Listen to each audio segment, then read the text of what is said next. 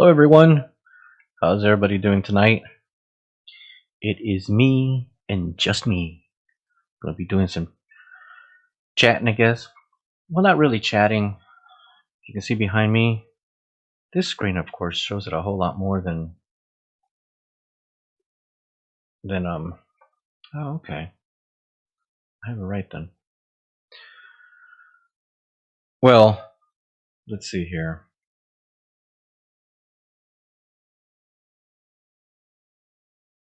In the beginning when I started doing these streams, I said that I wanted to just be real. I used to be pretty tech savvy. Oh, okay, there it is. I used to be, excuse me, pretty tech savvy on all this stuff, and I would be able to, to just know things, especially when it came to technology. I could just get into it, and it was pretty cool because it just came easy to me. And so far, that's what's happening with this here. It's not easy, but it is coming to me.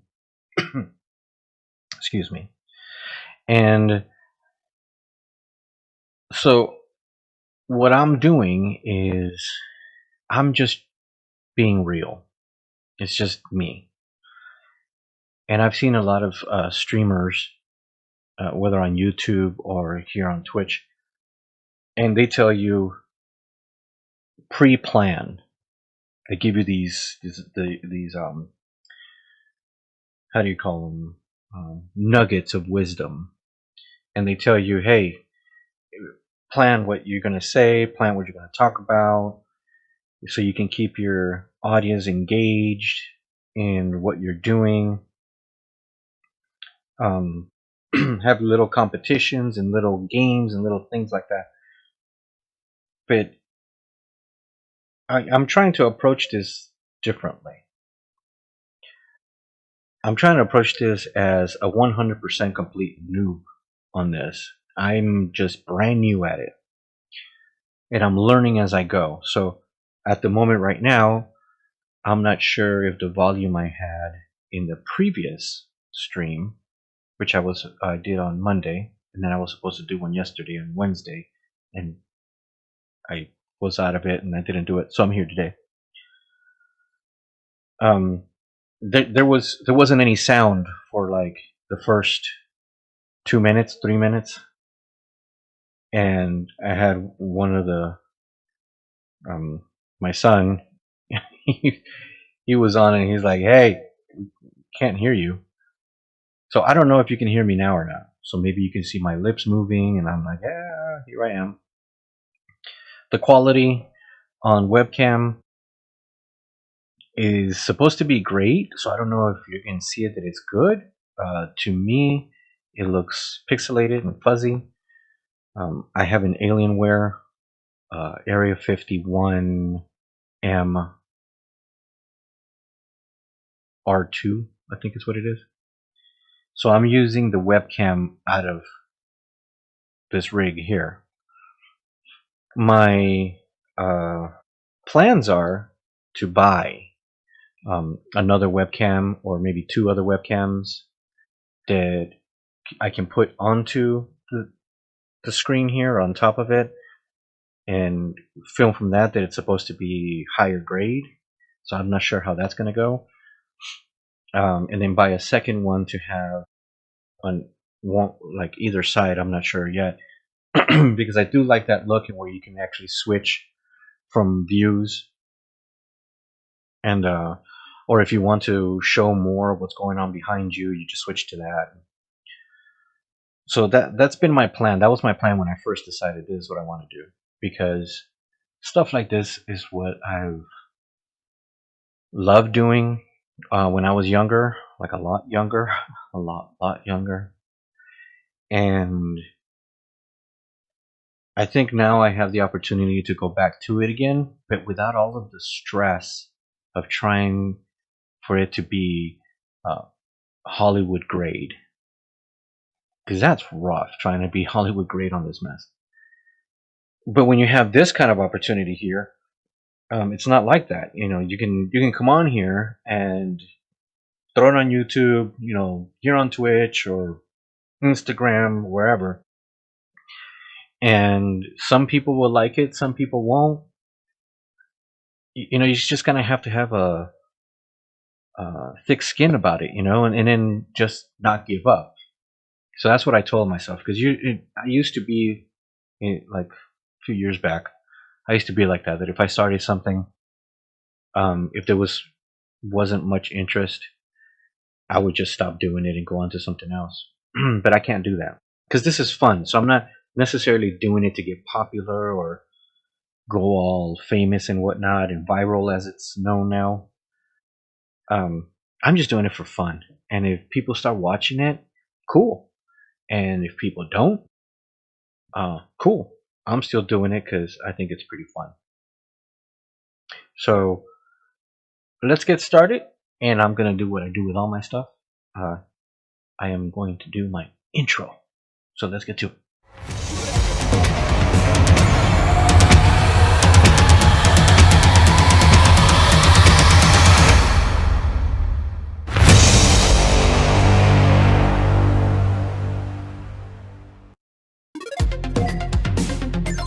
Yay! That's my intro. Hope you guys like it. Back in my day, I should start talking like this, like an old man. Well, back in my day, it would take a pretty big computer, a pretty hefty computer. It would take a Final Cut Pro editing studio. That was before Adobe Premiere, I think. Yeah, something like that. Because you could either do Adobe Premiere or Final Cut Pro. Final Cut Pro was usually for the Mac users. And I used to be Mac, everything Mac.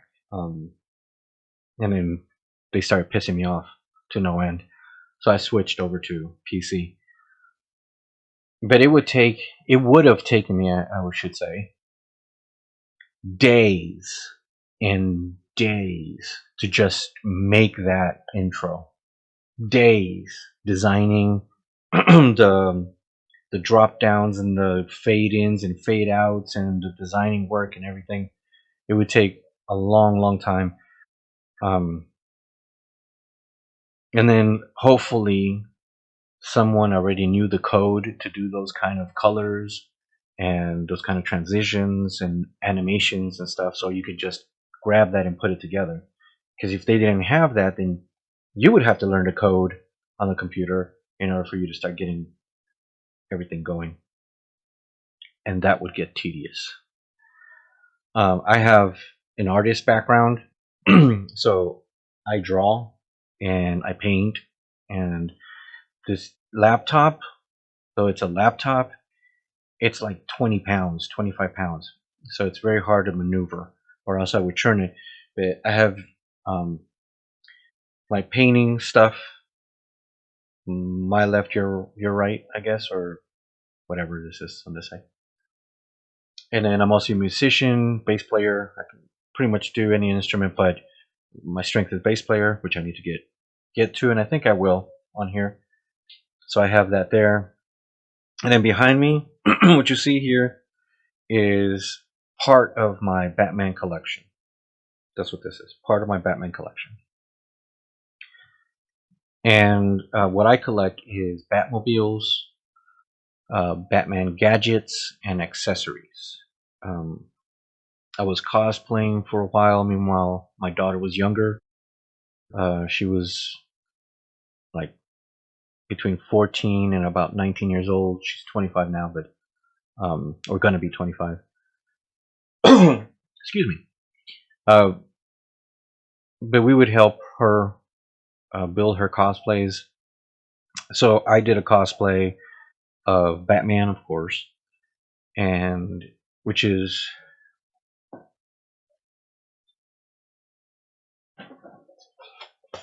did this mask here. It's pretty crude. But I did this mask, and it's got its chin strap. It's pretty nice.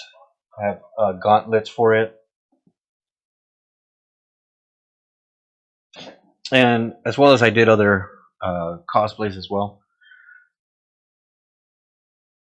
But sorry, I just got a email real estate. But I collected. So what I wanted to do tonight is I've had this idea, and I almost had it in place. Uh, God, last year, and then I don't know, something got in me. I have all the symptoms of ADHD. I haven't been medically diagnosed of it, but you'll probably see it as I'm talking. Like bunny trail everywhere. Excuse me again. Let me get a drink.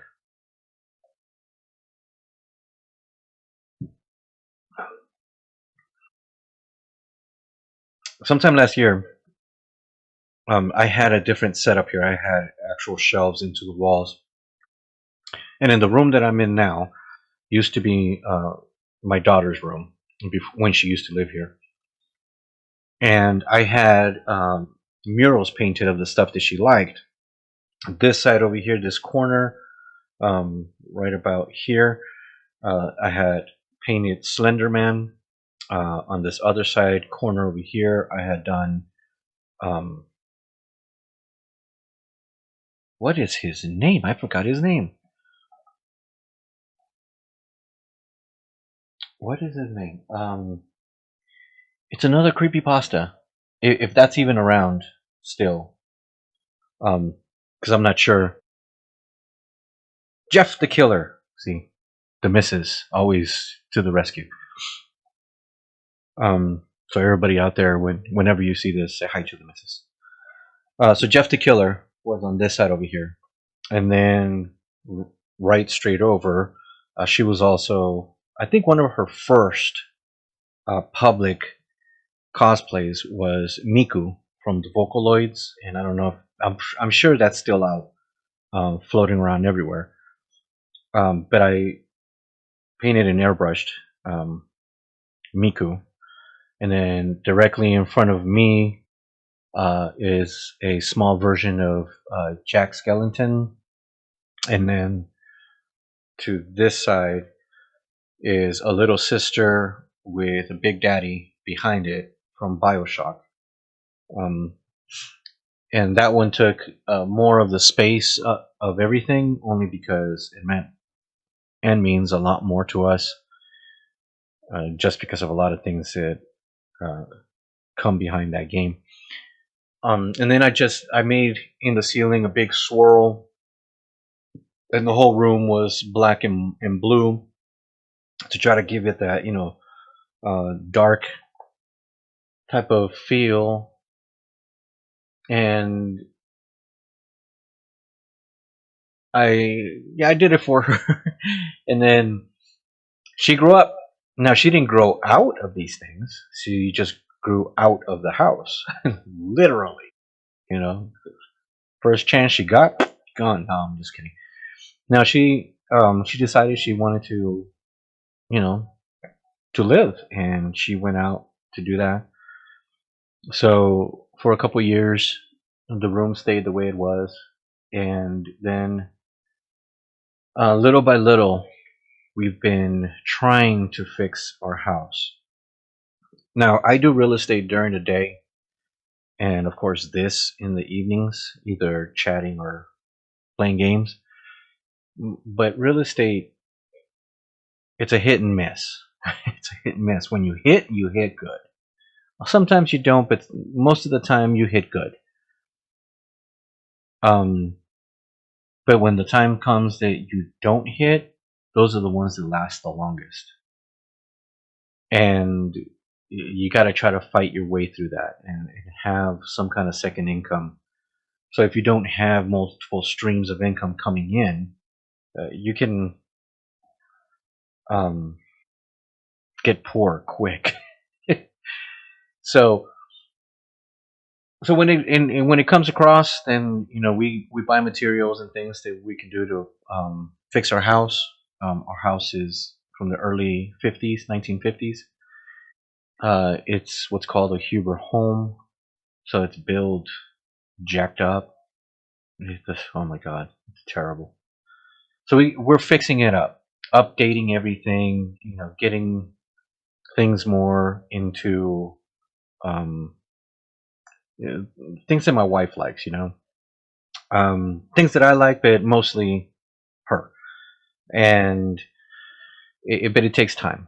So one of the easiest things to do is to paint the rooms because it doesn't cost that much, and uh, it's quick and easy. Well, I started painting this room, and the colors that I used, like I said, are black and blue, are dark colors. So the white that I used for it is from Kills primer, and even that I have to use. I only have one layer right now, but I would have to do two, maybe three, um, not additional layers, but total uh, of paint to cover this black and this blue because man, it's intense.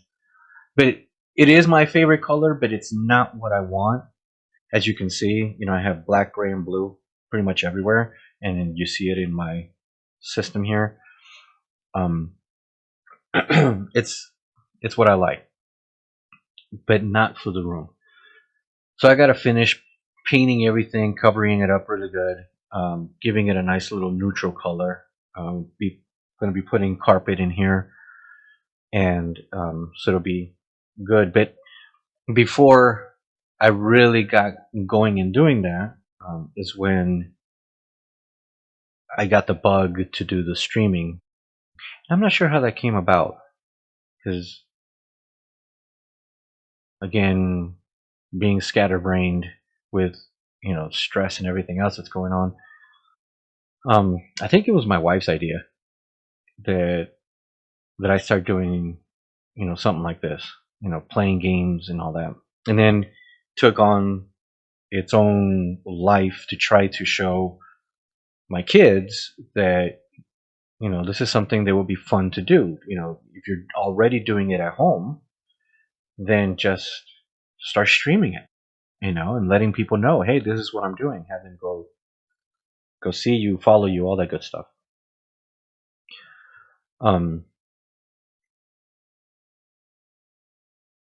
yeah, see, Mrs. Knows. My son Skylar said that he was going to do it and asked you to create an account. That's what she said. So, um, here it is, and I think it's actually working because he's doing it. He's got his channel and he's doing it, and I think he's doing some modifications to not only his name but his tag. I think that's what it's called, but also to his channel. And then I'm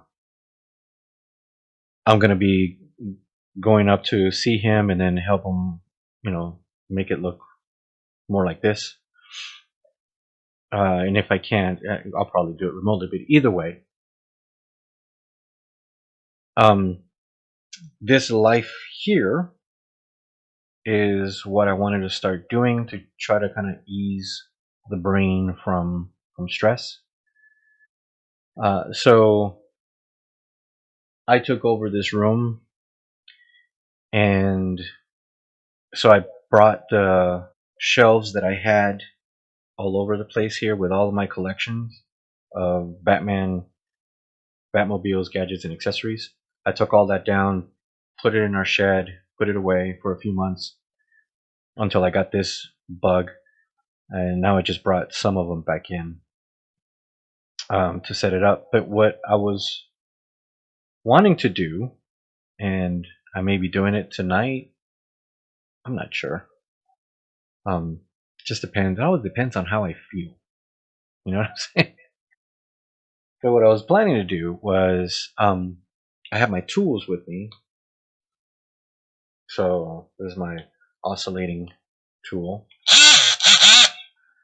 and I was going to do what I was doing or trying to do when I had the shelves up, which is I had, where's this? Hot wheel track. And what I wanted to do with that when I had it up the first time is I wanted to put 2 cars on here, or maybe 4 cars on here. But I was going to do, I already had one picked out.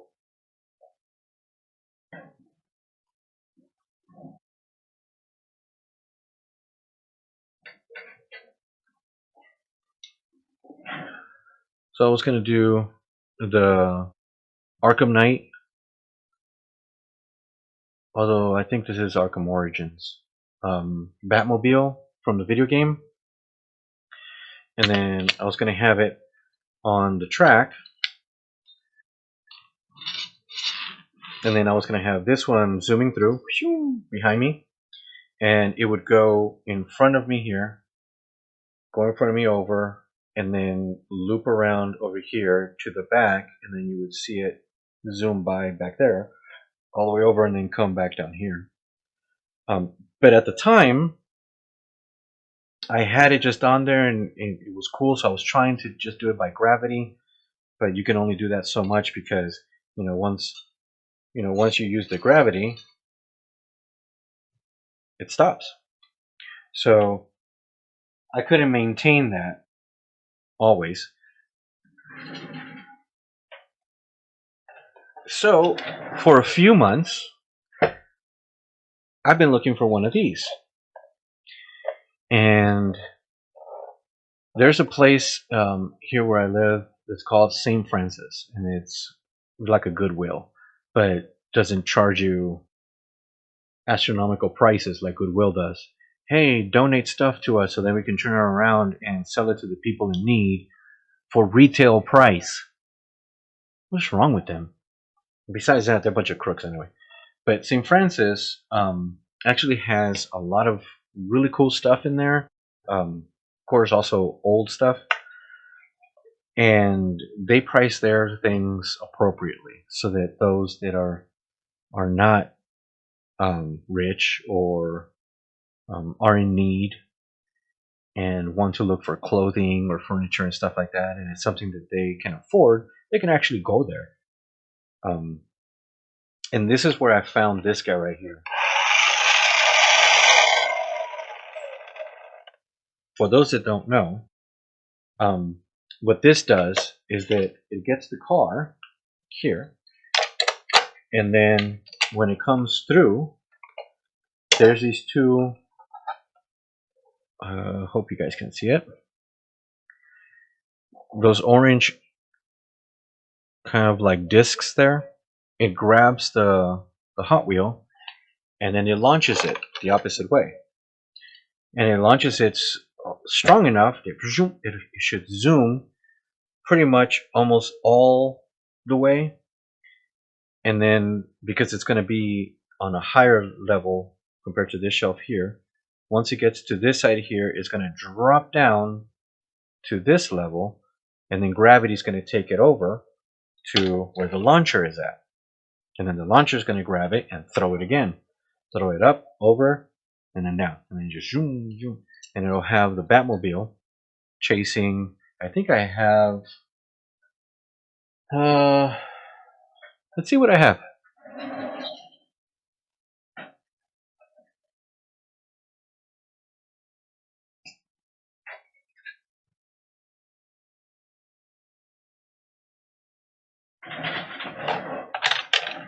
So I have a Joker car. Well, this kind of, you guys might be too young to know, but El Camino style. We call them El Caminos because that was the style of car that had the 2 doors with a truck bed, but it was a car. The front of it was more like a car style than a truck. Then you got this little penguin hot rod. I have that.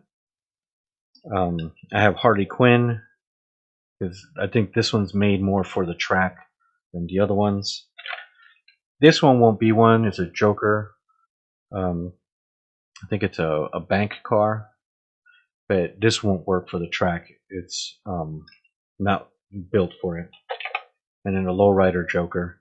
This may work. I'm not sure. This may work. But most likely it'll be the Harley Quinn car here. But it'll be the Harley Quinn. If I choose this one, it'll be the Harley Quinn zooming through, chased by the Batmobile. And then zoom, zoom. One of the things that I've learned, thanks to the modern technology of YouTube, everybody loves YouTube, I know I do, is that you can actually, and I would have to make sure the voltage on this to be 100% sure on it, but if you can match the voltage on a wall plug that has a little converter on it to what the voltage is within whatever system you're going to adapt it to, you can turn a battery operated toy or whatever into a wall plug, a DC, AC type of toy. So I'm going to be doing that. I had blue lights, LED lights, kind of like what you see up here. These that you see here are plugged in to the wall.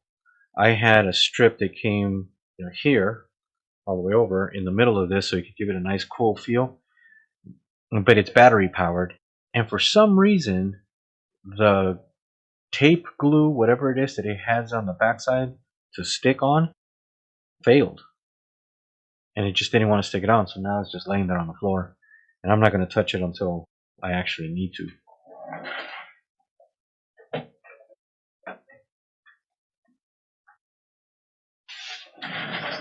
But that's my plan. I wanna be able to do that. But I don't know if I want to do that now,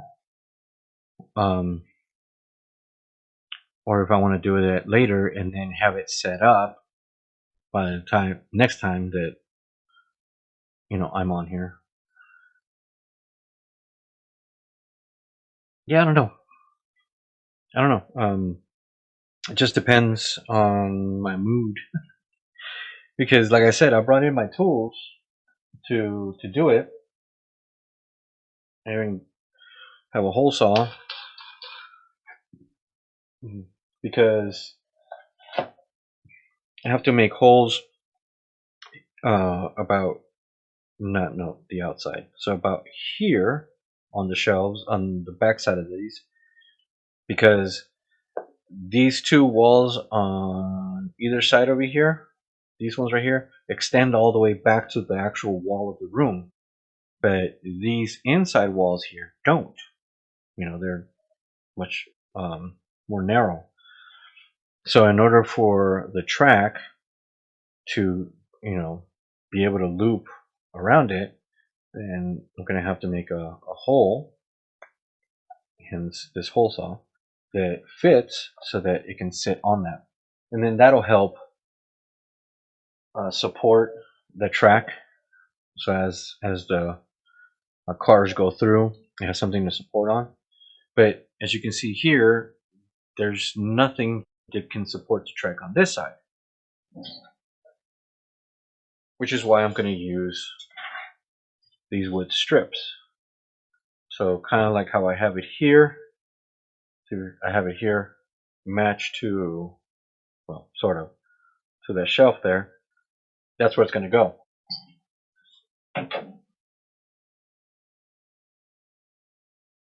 See, like that. That's where it's going to go. So I have to drill that into it so it can be steady and stable. It's not going to be 100% level because I need some kind of gravity still for the car to be able to come down and head towards the launcher, and which is on this side here. So the car is going to be coming from this side, going this way to the launcher. The launcher throws it up. And then the track itself, because it's got these little grooves at the bottom, will sit on top like that. It'll be supported like this. And then of course by gravity, just a little bit. You don't have nothing too major like that, but just a little bit so it can have nice, run.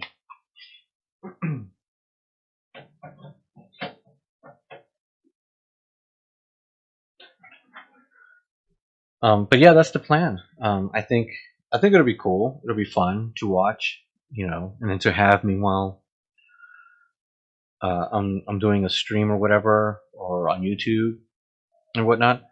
But I think, you know what, I may wait to put it together. I think I'm going to prep everything by cutting things, measuring them, and all that. But I'm not going to put it on.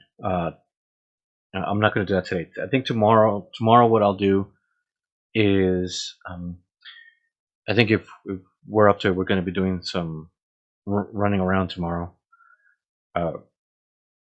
But when I get back, I think what I'm going to do is I'm going to prep everything.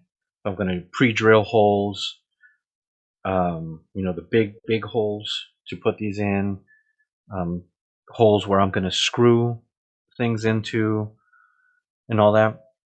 I think I'm going to prep that, and then I'm going to put it actually together, putting on the tracks and all that, and then testing it. I think I'm going to do that on here once I have everything set up. I think that'll be, yeah. I think that's the idea. That's the ticket. I think that's what we're going to do. Another reason why I'm considering that is because, as you can see, and I've mentioned, blacks, grays, and blues are my color. That's how I like that. Those are my favorite. That's my favorite mix. And then you're gonna add orange. It's right. So there's got to be something, or I got to see how I can do something on this in where it's not so distracting. Either painting these black, getting some spray paint and spray painting on black, or or a different color. You know what I'm saying? A different type of color that won't be so dramatic and distracting, but still complementing what's up here. This. So I may match the gray.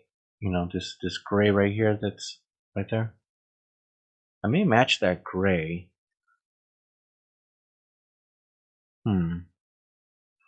So do the front ones here that are going to be right directly behind me gray, and then the ones that are going to be behind the cabinet itself, do those black. So the only things you can see are the cars. Yeah, that's do the process. You know what I'm saying? Get that mind going to try to stay on track. I think I'm gonna do that. And then we'll have a nice little. I also have this guy here, which I have to try to figure out. This is a Hot Wheel as well. It's made for tracks, somewhat, I think. Maybe not be made for tracks. They lied to me. Well, I thought that this one was made for tracks. Well, it's made for those tracks, but it's not made for the curves. So we'll run on that. That's a little upsetting.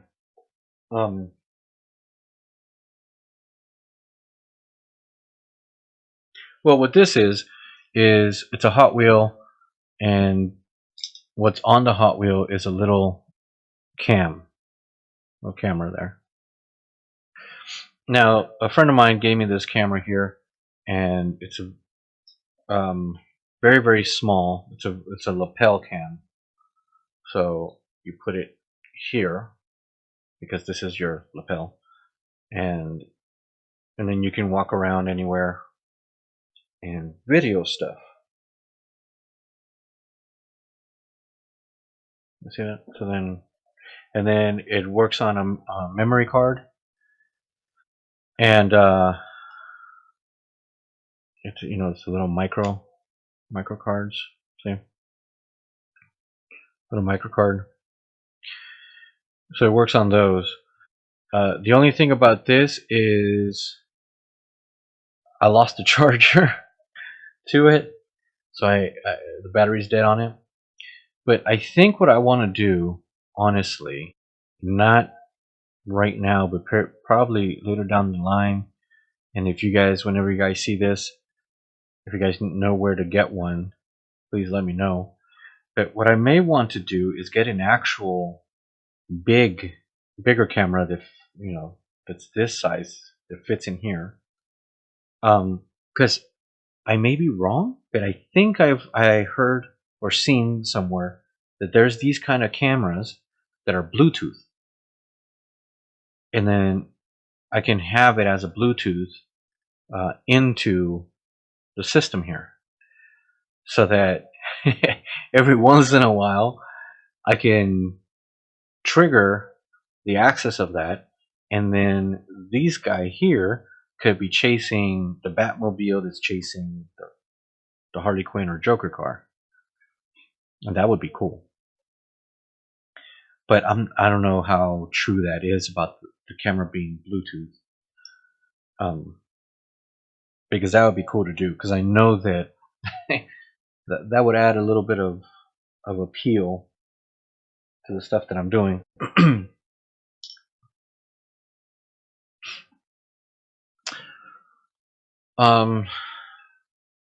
I bunny trailed at the point where I was saying that all of this stuff came down because not only are we trying to fix up the house, but there were a couple of projects that were supposed to come through in real estate, major ones. And then once they came through, the missus and I were going to do an extended vacation, So, but unfortunately, because of people's that didn't come to pass, so therefore the monies didn't come in, and we couldn't do that. And I would like to do that, you know what I'm saying? But it takes money, and not only that, we have to make sure that what system we leave in place when we go do this. If it's only like a short one, can benefit our puppies. But if we're doing an extended one, we have to make sure that we can take them and accommodate them. The reason why I say that is bunny trail. We have two large dogs. The first one is Hella. She's the little sister, of course, of our big dog, Thor. Hella is, I believe she's a German Shepherd Malinois. The police dogs. Very hyper, very needy, but at the same time, she's loving and super intelligent. And she's about 60 pounds, I believe. Yeah, 55, 60 pounds. So she's not a really, really large dog, but she's solid. The big dog is Thor. Now that's our wolf. He is a Canadian tundra wolf mixed with Malamute. So, and he has more wolf than Malamute. But unfortunately, He had a what's called an FCE, which is a stroke in his spine, his lower spine, and it severed a nerve ending, and he lost the use of his rear legs for a while. And he started regaining, and in fact, he has regained the use of his legs. He can pull them in and push them out. He has strength to push as I'm pushing up against him on his paw. He has the strength to push back. He can now feel his lower part of his hind legs, and he wags his tail now. He has somewhat control of his bowels, which is extremely good because when that goes, yeah. But the only thing he doesn't have is the strength to stand on his legs, and we don't have what we need in order to help him do that. But I think that soon we'll be able to get that done for him and help him out. So if we ever go on an extended vacation, we would have to make sure that he's accommodated because he's got to come with us.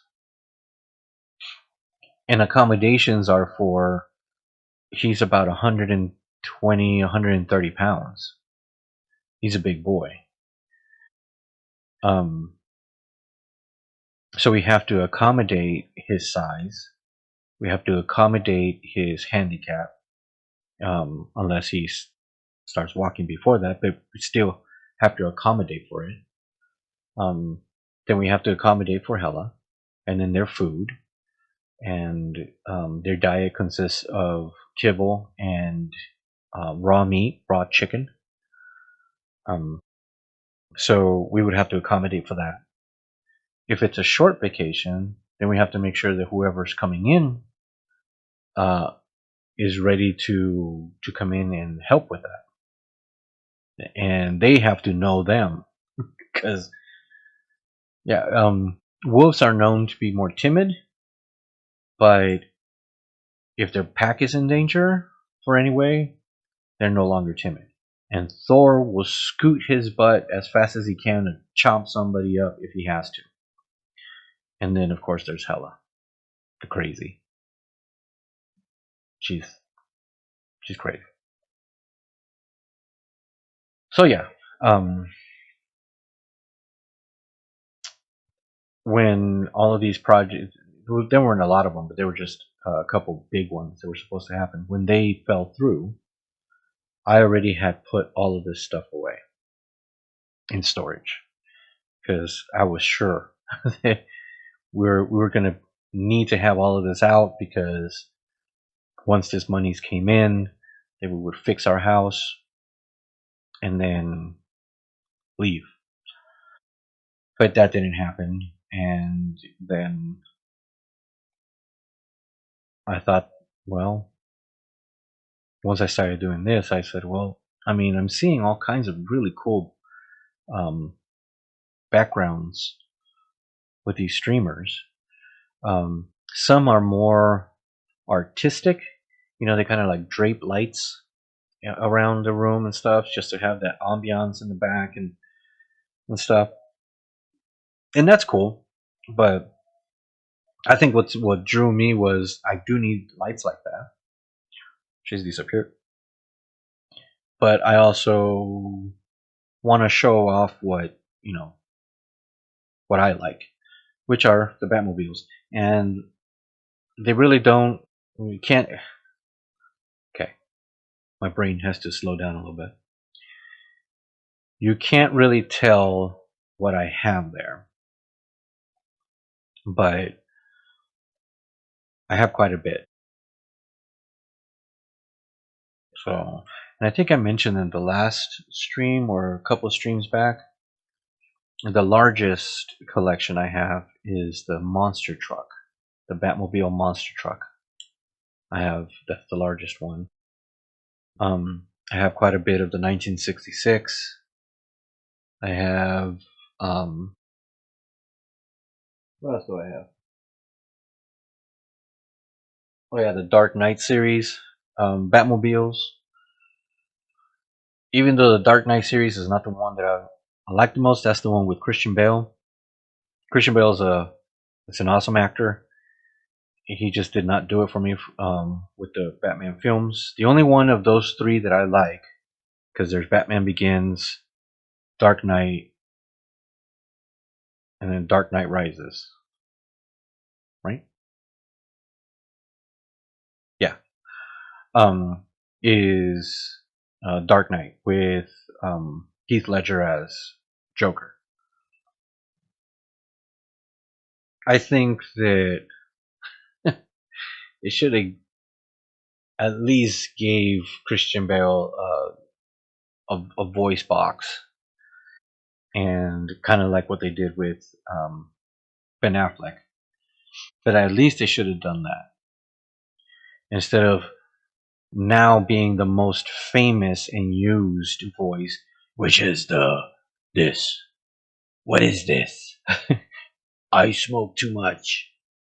And no, the 100% for me, 100% voice for Batman was Connor, and I apologize because I can't. Kevin Connor and Conroy. Sorry, Kevin Conroy.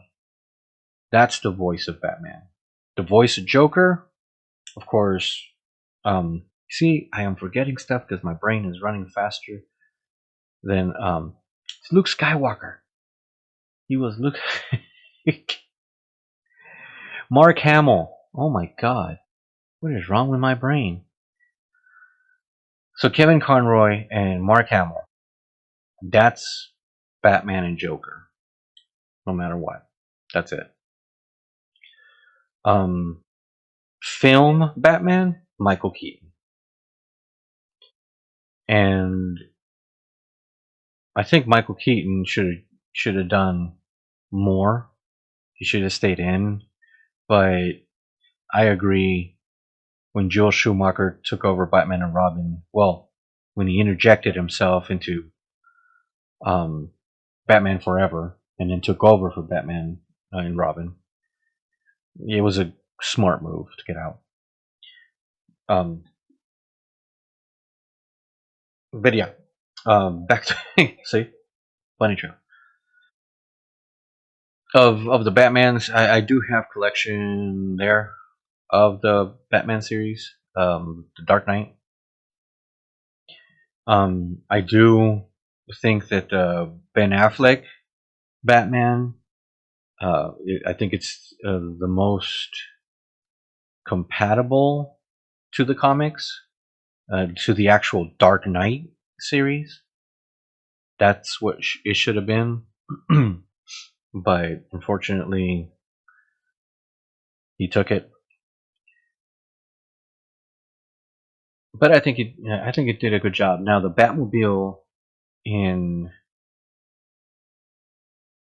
like Batman versus Superman, and then um, what was the other one? Justice League. I think they were okay. Um, they kind of confused me a little bit, kind of like on the Dark Knight series, to have the tank to be the Batmobile more like a tank. I don't remember. I know that in the comic books, the Batman did have a tank, an actual bat tank, humongous monstrosity, but it did not look anything like the Tumbler. I believe that the Tumbler was created specifically for these movies, and I don't know. I mean, it's okay. I collect them because they're a vehicle, and that's part of what I collect. But it's not my favorite. That's like on the last of the list of my favorites. It's even below the 1940s Batmobile. Actually, the 1930s Batmobile, because the 1930s Batmobile was just a regular car. But it was more Batmobile than the Tumbler. Tumbler was just a tank. Just the only good thing about the Tumbler was the Bat Pod, which is the motorcycle. That one was pretty cool. I like that. That was very Batman-esque, so I did like that. Now the Bat cycles throughout, the history of Batman have their own thing. The ones that I feel fell short was the one with Robert Pattinson in The Batman, because he rode the Bat cycle more than he did the Batmobile. And the Bat cycle in that one was just too plain. It was very, very plain. It was just looked like a little old Kawasaki painted black, with like an exaggerated engine in the center. So I wasn't too impressed with it. But even not being impressed with it, I still would like to collect it, but nobody sells it. I haven't seen it. So I think I seen a Lego's box with it that I might pick up, but I don't see them anywhere. I don't see Hot Wheels bringing them out, Mattel, or anybody. I don't see anybody really doing it. So if they do pop up, I definitely would like to get one. The Batmobile from the Batman, Robert Pattinson, that one had me stumped for a little bit, because it started bringing out the designs, the concepts, and stuff of what it was going to look like. And let me tell you, where is it? Where is it?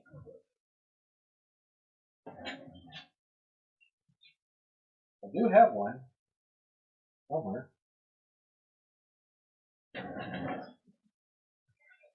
I know I have one.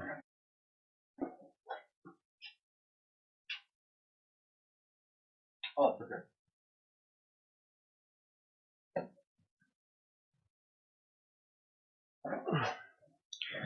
So this guy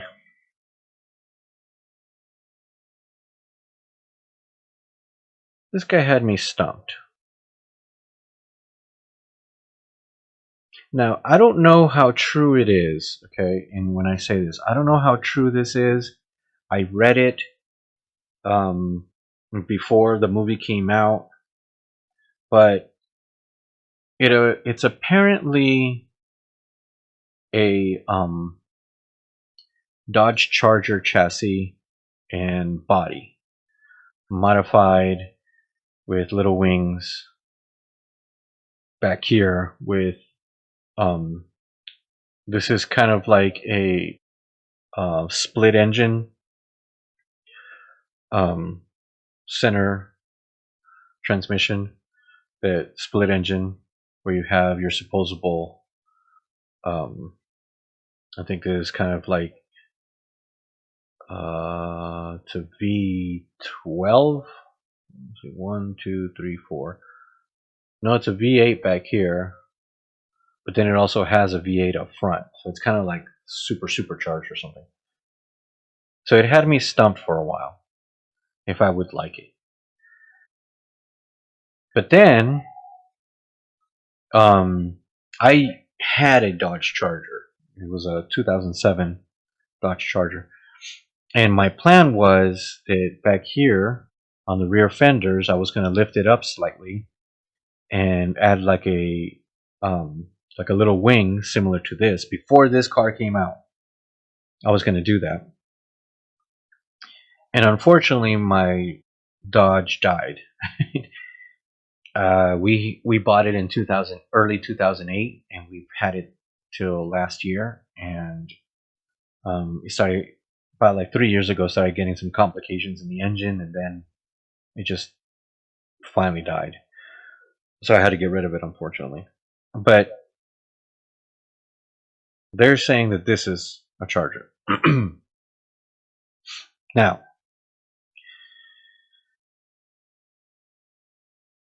after seeing Heath Ledger in The Joker, I started saying I got to give these people a chance because Jack Nicholson. Come on, he was a Joker, right? And I didn't think anybody else was going to be doing a better job. That's a legend, and you can't really top it. And then Heath Ledger came in, and, man, he took it over. So since then, I've been giving each movie this. Not that my word means anything, but I've been giving them a chance to see what kind of fan I would be. And again, with Christian Bale, Christopher Nolan doing the Dark Knight series, it really didn't do it for me. The stories were there on Batman Begins. It was there. They could have done so much more with Scarecrow. It almost ended up to be like Arkham Asylum, but it didn't go anywhere. They should have. I don't know why she left, but they should have kept Katie Holmes. But I don't know why she left. But it didn't quite do it for me. But the Batmobile, the Tumbler, the Batpod worked. The Tumbler for me it didn't. And then came the Bat. And what I mean by that is the airplane / helicopter. Let me see if I got it.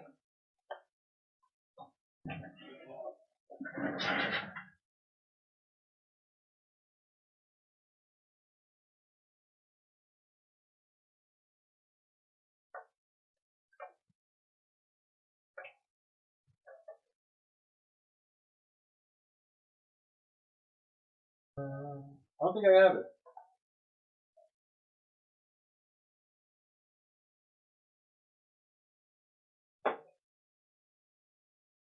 That's funny. Oh, wait.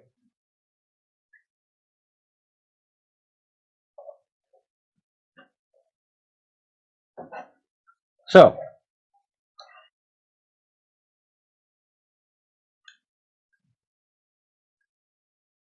my wife's out there seeing American Horror Story. I can hear the doom, doom, doom, doom, doom, doom, doom. Okay, so this right here, and I don't think you guys will be able to tell. That was called the Bat.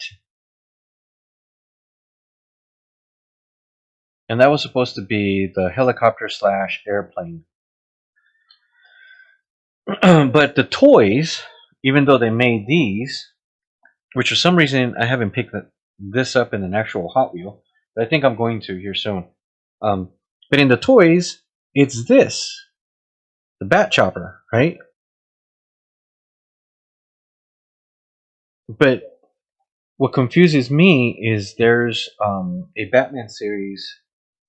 Oh, what is it called? Batman 5000, I think it is.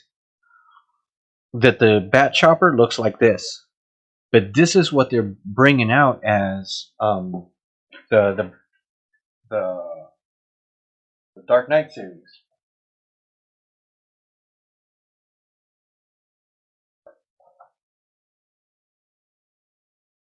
As a testament and proof, Batman Begins. See that? And there's the chopper, right? It's called the Batcopter. That's what they call it, right? You see it, right? Good? All right, watch this.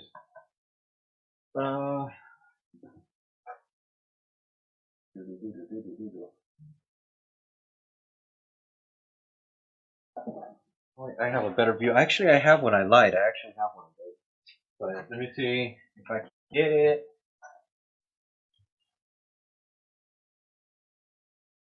Oh, you know what? That's one of the ones that I haven't unpacked yet.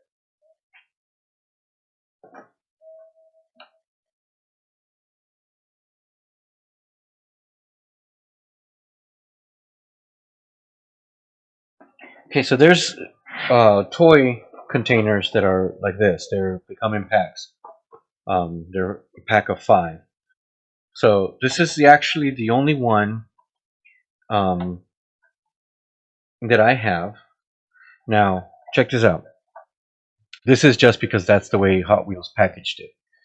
But this Batmobile here is from the animated series The Batman.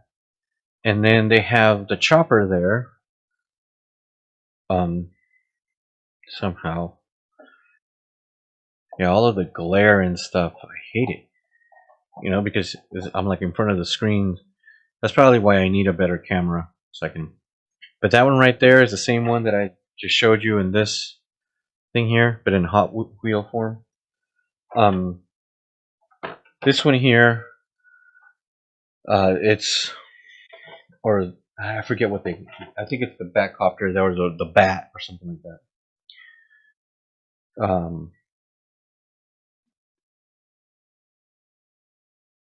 Affinity. Okay, it's not 5,000. It's Batman Affinity. For those out there that know, you know. But it's a series called Batman Affinity. Now, the Batmobile for the Batman Affinity is this guy right here. Okay, that's the Batman Affinity Batmobile. The Bat Chopper,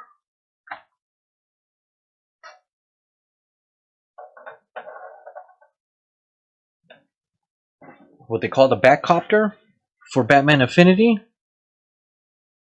is that one. But that's also the one that they used for the Batman Begins. What? Batman Affinity and Batman Dark Knight series are different type. So it's whatever. But again, there goes my bunny trail again. Coming back to this one here, the one from The Batman with Robert Pattinson. That one had me questioning for a while, and then I went to see the movie. And it got to the scene where he turned it on. I was like, oh, I just cheated on my wife. If you guys know where that's from, points, and you may win a prize.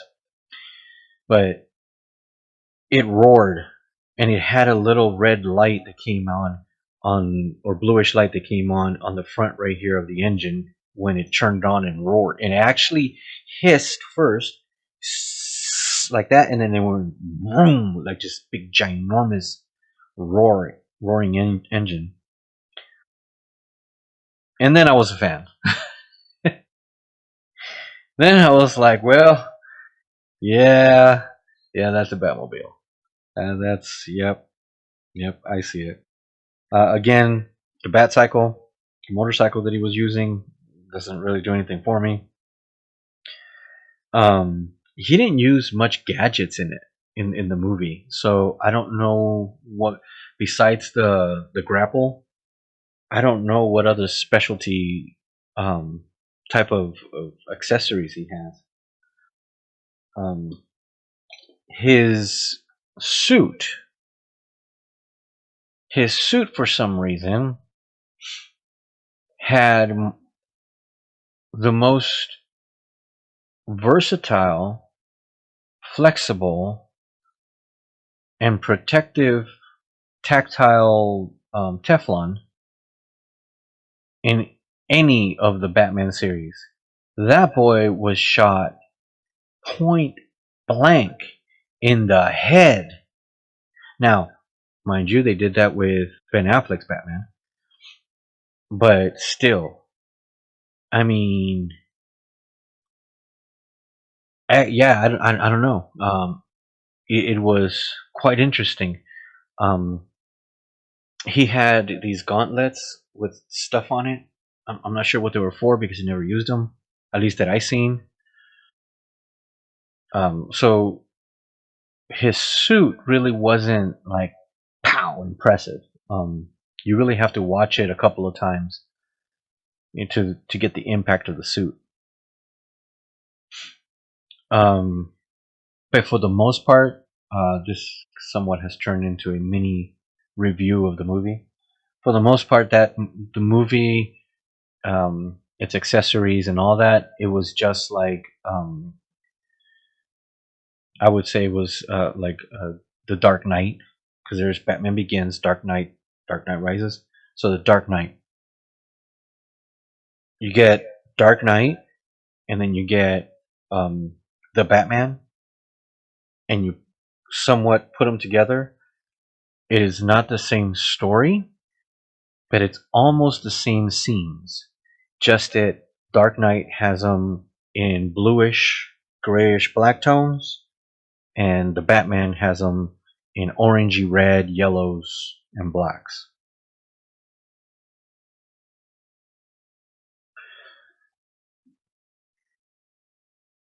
I did finally appreciate the story that took place in the Batman with Robert Pattinson. I did appreciate it. I think that some things could have been done better. I don't think that I would have chose Falcone, that actor, for the Falcone. Not because he's a bad actor, it's just he has a tendency to make his scenes look um, geared more for like the younger crowd, like little kids. Kind of like what he did in Transformers, the first one. Well, all of them. I know that it's an adaptation from a cartoon or comics, but if the rest of the movie is serious in a way, it should, and you have all these actors acting out serious roles, then you should stick like that, because if you keep coming back to one and that one's all the real goofy one, but everything else is, structured. That's just a basic opinion. We can do a full one later on. Um,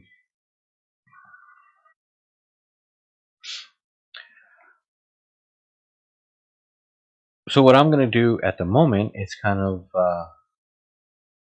reiterate what I was on here for. Like the title says, I don't know if it actually says it, because I've checked and the things that I have on there are different than what I have wrote in. But I want to talk about life. I want to talk about love. I want to talk about hobbies, projects, or anything, pretty much, right? So the love part, you can see the misses in the chat. So there you go. Life, we've been talking about that because it hits you, and when it hits you hard, you either got to roll with the punches or lay there and take it until it's done, and then get yourself back up and go. And then after that, I've just been talking about my hobbies, which is my collections here. Also drawing and artistic stuff. And then on top of that, something that's been following me for, I don't know, 28, 29 years. Hold on for just a second. I will tell you momentarily what I'm talking about. Wait. Nope. 94, yes. 29 years. 29 years. I'm gonna take a drink real quick.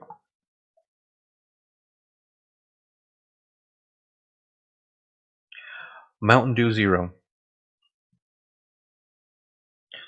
So when you want to do the dew, but without all the sugar. Not sponsored. Mountain Dew, Pepsi, maybe, yeah. But whenever you want to have the fun, but with all of that sugar to get you all going, although it still has a caffeine, so it'll still get you a little jittery, but not the sugar, especially for a guy like me.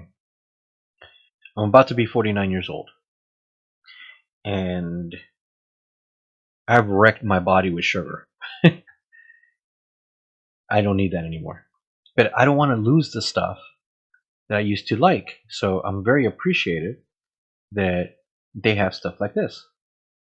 Because then I can drink it, enjoy it, but not have to worry about the sugar. Maybe worry about the yellow number 5. Conspiracy theorist, or maybe truth. Who knows? Either way, um,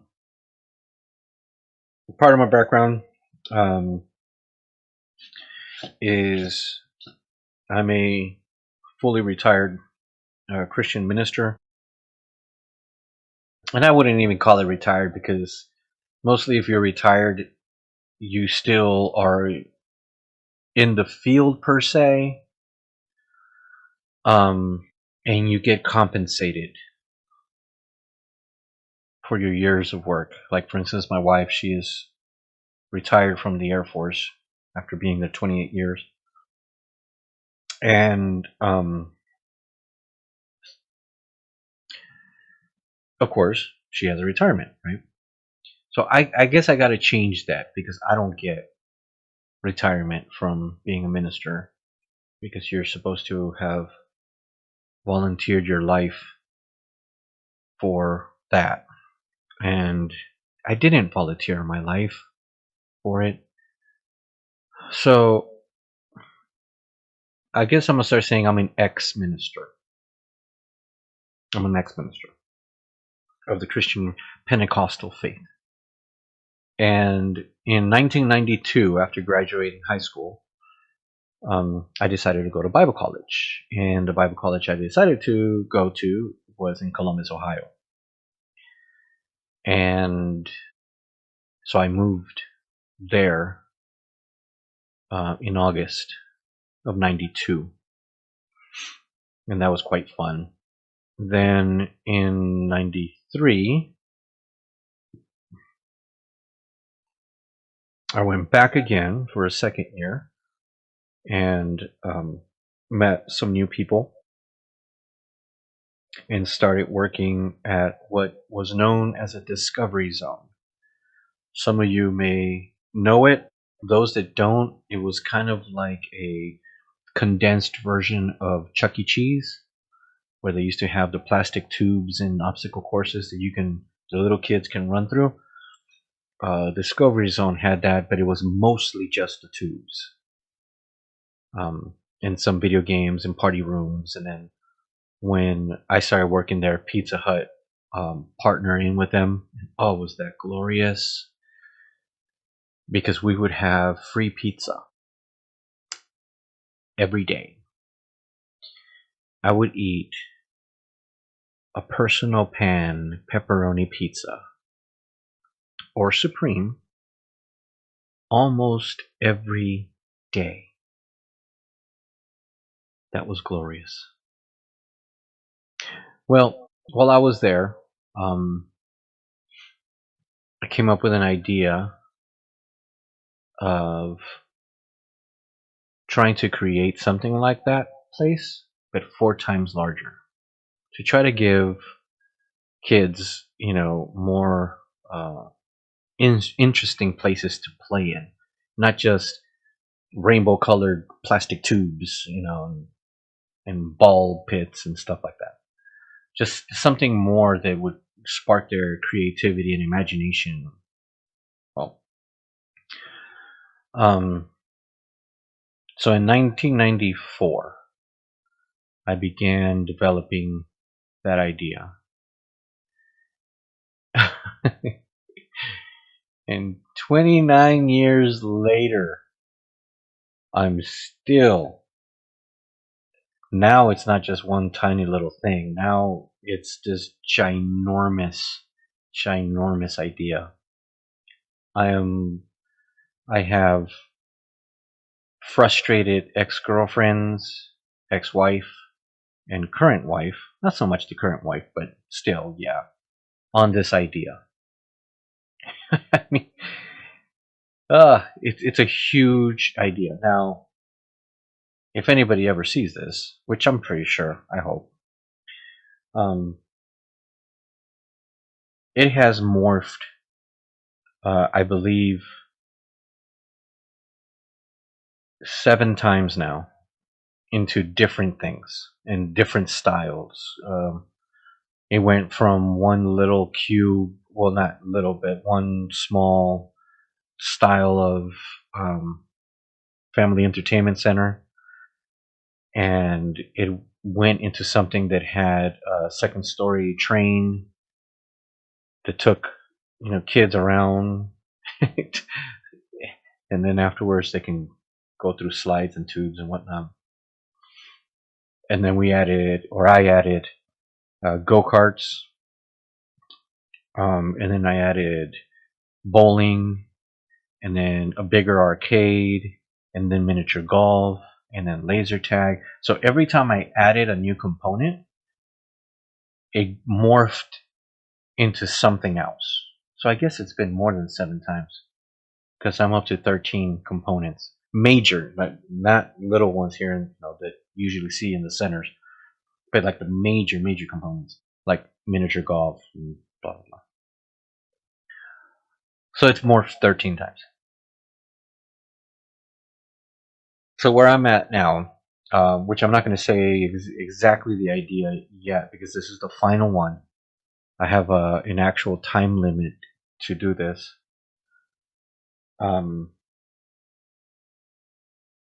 And the reason why I'm saying that is not because I'm going to die or anything. I'm not going to die. It's just there's a time limit that I gave myself, that if it's not done by a certain time, then I was just going to probably sell the idea to someone else, or just bury it. I hate to give up on that dream, but who knows? We'll see. But either way, where it's morphed at now is it's very cosplayer centric. It has a full theme from the outside, kind of like the same way as Universal Studios. You go to Universal Studios, whether in California or in Florida, and Universal Studios has more of kind of like a movie lot feel. You're walking into a movie set. But if you walk in through the boardwalk and you go right and cross over the bridge where they have the giant Universal globe, you all of a sudden are in London. And it looks like London. It feels like London. And the reason why you're in London is because you're about to enter Harry Potter world. And I call it Harry Potter world, but it's Harry Potter. And if you're a Potterhead, like me and the missus are, you're engulfed in it. And whoever hasn't watched the movies by now, it either does not like it or has been living under a rock. But you have 2 entrances. You have the entrance of the train station, and then you have the entrance where you walk through the brick wall, where Hagrid first took Harry. And he tapped.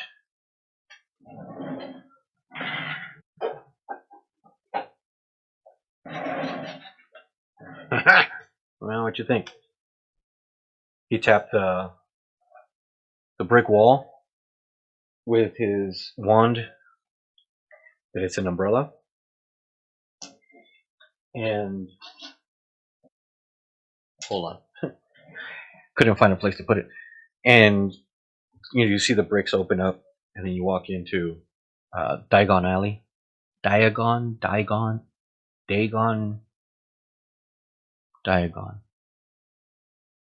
If you guys know how to say it, let me know. But they went into Diagon Alley. But you see it all. You experience it. When you go on the train, You go on a train. You just don't go onto the train, sit down, and oh, da, da, da, da, da, da, and then you go get back out in the same place, and then you keep going. No, you get on the train, and the train goes. It's a ride. You're immersed in this amazing world of Harry Potter. Regardless of your opinions and stances of whatever it is that you think you know about Harry Potter still rocks. It's amazing. I never read the books. My daughter has, I believe, but I've never read the books. But I've seen the movies, and I know that the movies are never the same as the books. There's a lot of things that are missing and whatnot. But I still give a lot of respect to it. I love it. I love the magic and everything about it. So, and this includes within what, life and hobbies and projects.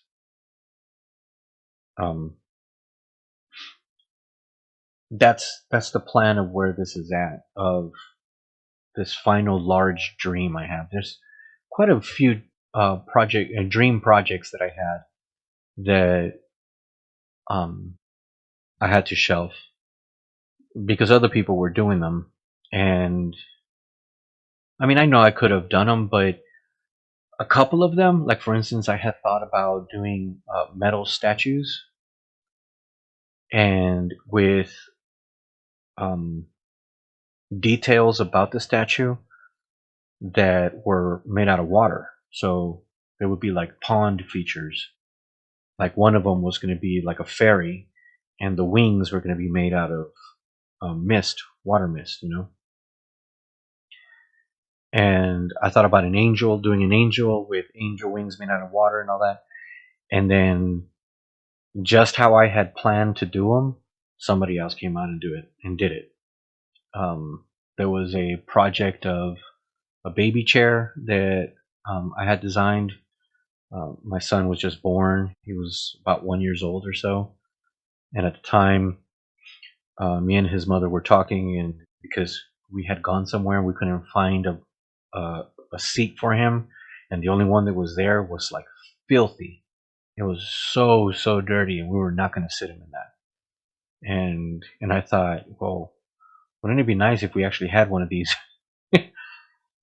and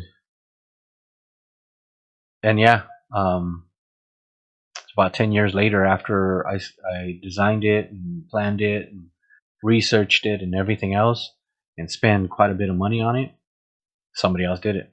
And it's not that I can't do it, because competition's always good. It's just once I seen that happen, I lost a passion for it. For some reason, this big one here, I know that there's so many out there, but I also know that none are like the way that I'm designing this and planning it. Because I haven't seen it. I'm constantly researching to make sure that it's not out there. Because it's not the actual components that go within it, it's what houses it that is important. And the reason why I say that is because, for example, Disneyland or Disney World, you get engulfed in all of the worlds that Disney created, in all the stories that they adapted to be their own, the foods, the rides, all of that. It's all unique to them. So then when you walk into Disney World or Disneyland, like they say, you feel the magic. You're there within it. Universal Studios, this has the same feel, in the sense that a lot of people want to know what it feels like to be on a movie set, to feel what that magic is when the cameras are rolling and you're the actor, and you know what I'm saying? So they have rides for that. They have their sceneries, their walkways, and all that.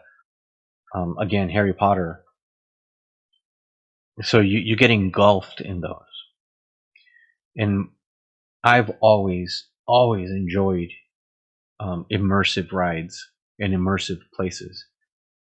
To get lost and to get lost in something that even if you've seen it 1,000 times, you still want to be there because you find it fascinating, and it helps you get away from your normal life, the real world.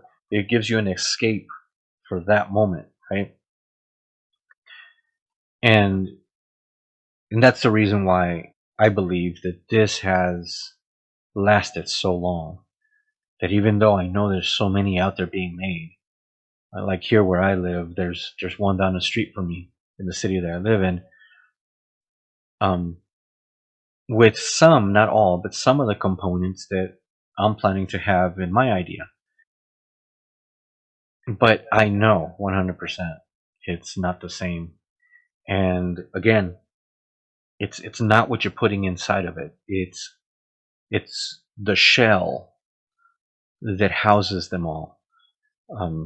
That's how Disney's doing it. It's the shell that they're putting it around. That's how Universal did it. It's the shell that they put everything around. And you can find that in other large amusements. And I think if more places did that, stuck to like a certain theme, it would be better for their attendance. For instance, here where I live, we have Kings Island, and if Kings Island would have like an actual theme, then I think more attendance. There would be more attendance come to them. At first, when I first visited Kings Island, some of you may know this, depending where you watch this, and most of you won't. But Kings Island at first gave me a feel of Knott's Berry Farm, that old Western style theme. And Knott's Berry Farm in California has that. I think it's in Anaheim, California. It has that feel, old Western, kind of cowboyish kind of thing. Ooh, hold on. Ah, see, part of my title, love. Mm-hmm. Oh, these are. Wow. What is the cookie? Peanut butter? Ooh, peanut butter cookie. That's really good.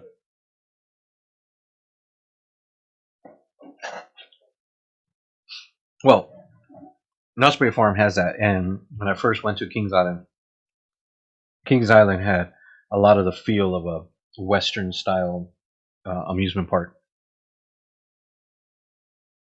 But then it kind of shifts around. Like now they have the Banshee, and then somewhere sprinkled in there, they have a couple of space rides. I forget the names of them, but and I'm trying to remember. They have the racers. They're like a smaller wooden ride.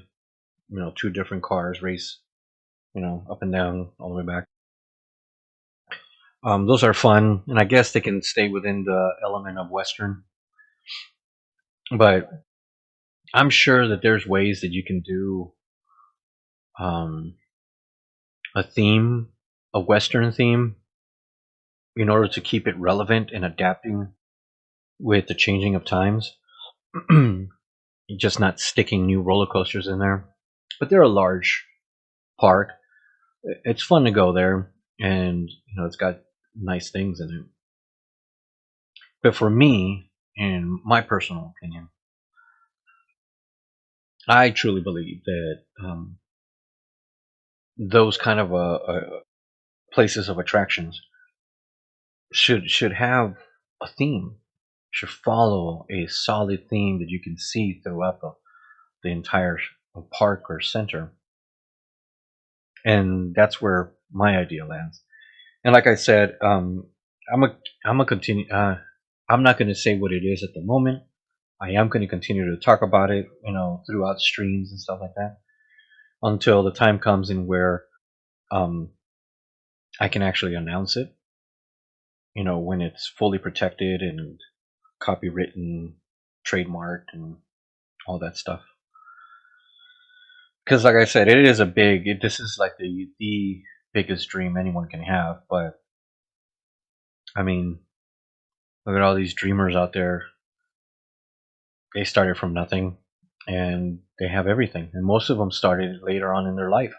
So I know I'm not out of time, but I just want to give myself a time frame, because if it doesn't happen by that certain time frame, it's not going to happen. And it's not because I don't want it to happen. It's just at that point, it wouldn't be meant to be.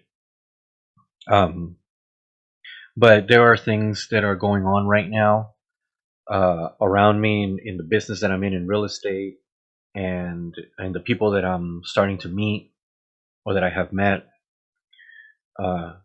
These things are happening in a way that are leading me towards making this dream a reality, and I'm hoping so, because like if any of you out there are wanting to do something similar to this, like opening up your own little miniature golf or an arcade or something of entertainment.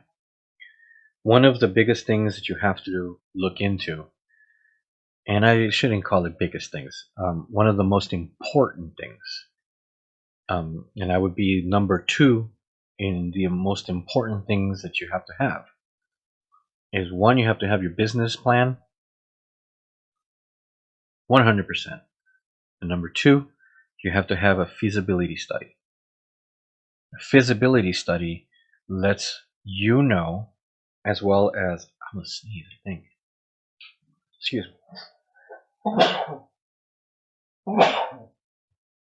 Whew. Apologize about that. Well, a feasibility study, what that does is that it tells, if you have partners, it tells your partners, future partners, a future board if you ever get to that, and investors, contractors, but mainly investors. It lets them know that the idea that you're presenting will actually work in the location and style that you want it in. And for me, that means a ticket of $65,000.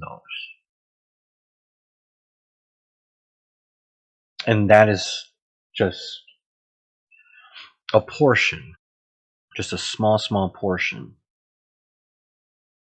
of what it would take to make a dream like this come true. And I know it can. And I know that once I find the right avenue to raise those funds, I know that once that's set in there, it can happen. And the reason why is because along the way, I've been having meeting after meeting after meeting with different experts in the field that know about this stuff, have run these kinds of businesses, have helped develop businesses like this. And I've met with them, and of course, there's things called non-disclosure agreements, and where you can talk about information and they're not allowed to say it, as well as you're not allowed to say whatever it is that they give you. And I've talked to these experts, and every step of the way, they've said, "No, I don't think so. Not like that. Not like that. It's a good idea what you're doing. You know that it's out there and it can happen. The need is there, but how you're doing it, in the sense of what you're offering, that's not quite there yet. It's not really what's going to attract people." And that's what kept developing into 13 different types to where it's at now. Because before, when it was just the tubes and little recreational areas, they would say, "So where are you going to put it in the arcade?" I'm like, wait a minute. Discovery Zone did have an arcade. I need one. Excuse me. So then that Well, you're going to need at least 3 um, anchor components. Anchor components means just like the mall, to those that know about shopping malls, you'll see that they have major stores in there like Macy's, or I don't know what other kind of big stores are still around because malls are kind of dying out. But you would see those big clothing stores and whatnot. And those are called anchor stores because people come to see those big anchor ones and then they have to walk through the halls of all the little ones to get to the next one. So then they start looking at all the little ones. Well, same thing in the entertainment business. You have to have anchor points or entertainment anchor points, which is like miniature golf um, and go-karts, which now it's no longer like the gas powered go-karts, how it used to be. Now it's electric go-karts. So you have to have go-karts, and then you have to choose either bowling or laser tag or both. Those are anchor components. So you have to have those mixed in there, which makes the project that you're trying to do grow. So once it gets to a certain size and where anything more than this, you're pushing the envelope, that's where you need to stop, and that's where I stop.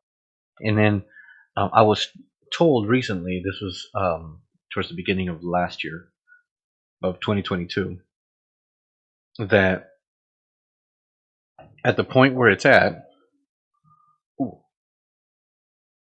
thank you, cookies and milk, yeah, good. See, love. At the point where it's at now, it's where it needs to stop, and that the idea is an excellent idea. Now it's at its point where it is, in concept, it is feasible. It's attractive. Okay.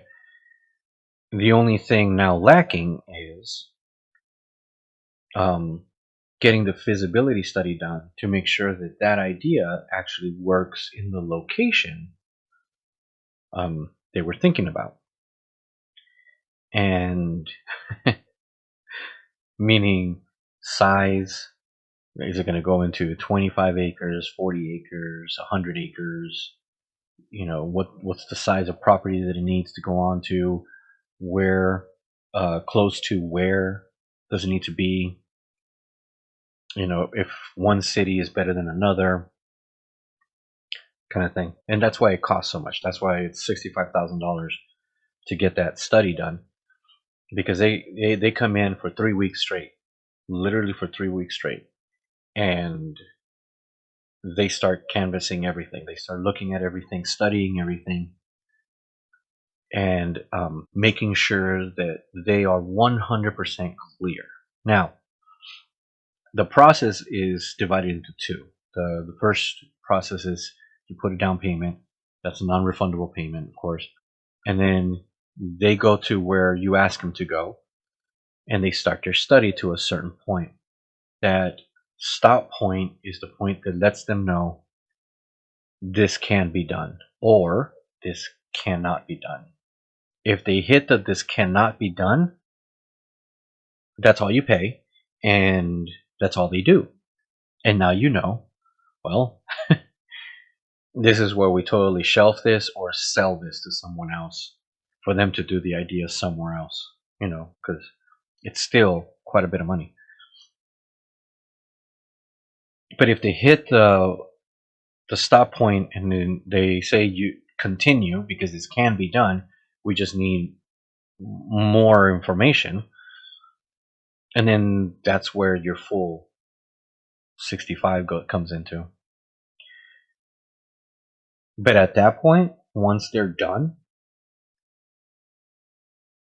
the amount, to my knowledge, into what I've been told, the amount of investors that would be ready and willing to jump to put in the money for that, to build it out, to make it happen, which is millions and millions of dollars that one person can't have, but investors can, like a pool of investors. They would be willing to get in there, because now you have a successful and feasible project. So that's where I'm at. It's not a hobby. That's a major project, a life altering project in its total truth. And like I said, it's one that I've had for 29 years, and I've been developing it for 29 years. And I almost gave up a few times because everything was there except for the money, but it wasn't the time for it. It wasn't time to really step forward into it.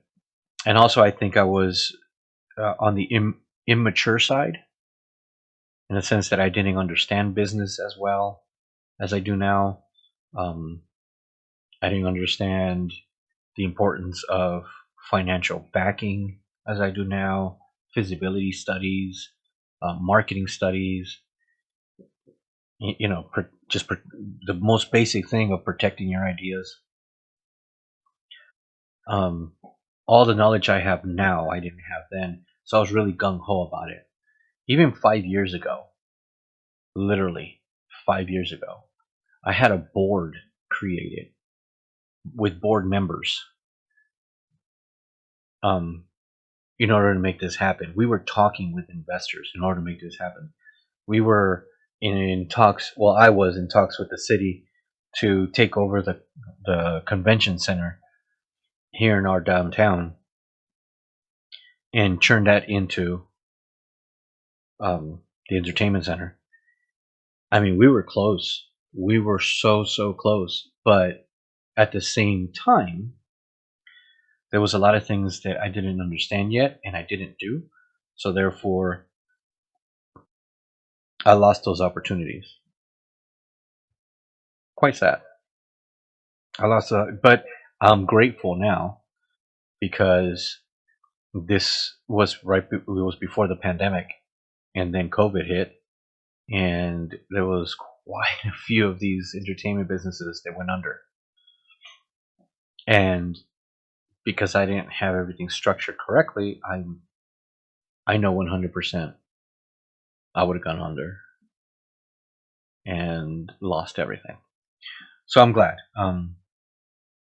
There's always paths in the universe that will lead us into the right direction, and that was one of them. But yeah, I mean, I would love to hear if you guys have ideas, projects like that, big giant projects, major projects that you guys are wanting to develop but don't know how or where to go, where to start. We can talk about it. And we can talk about it kind of like what I'm doing right now, in a slight vague way, where you don't have to tell me exactly what it is you're doing. Just vaguely say the hurdles that you have coming to you. Like, for instance, me, I have this entertainment idea, but my hurdle is the $65K that I need to have in order to get the feasibility study done. After that, I'm running. There's nothing stopping it. So that's information, but it's also vague. I'm not really giving anything away. And if that's something that you guys want to talk about, definitely let's chat about it. We could either chat like this or, type it up. Try to get a hold of me somehow. I'm more than happy to give you any advice that I can when it comes to stuff like that. Because I don't believe in people just killing their dreams because it sounds unreasonable or childish or whatever. I used to be told that I had Peter Pan syndrome. Do you believe that? Well, I mean, just look at this thing. Major multi-million-dollar dream I got going, and that's, I mean, I have file after file after file of stuff. 29 years. I don't think it's a Peter Pan dream anymore. For sticking around this long, fighting for it, you know. But some dreams are, you know what I'm saying? Like trying to own a Lamborghini or Ferrari or a Bentley, or wanting to own a $2 million house. For one, why? $2 million? No. Two, that's, if I had $2 million, that would be it. After that, I wouldn't have money to maintain the thing. So, excuse me.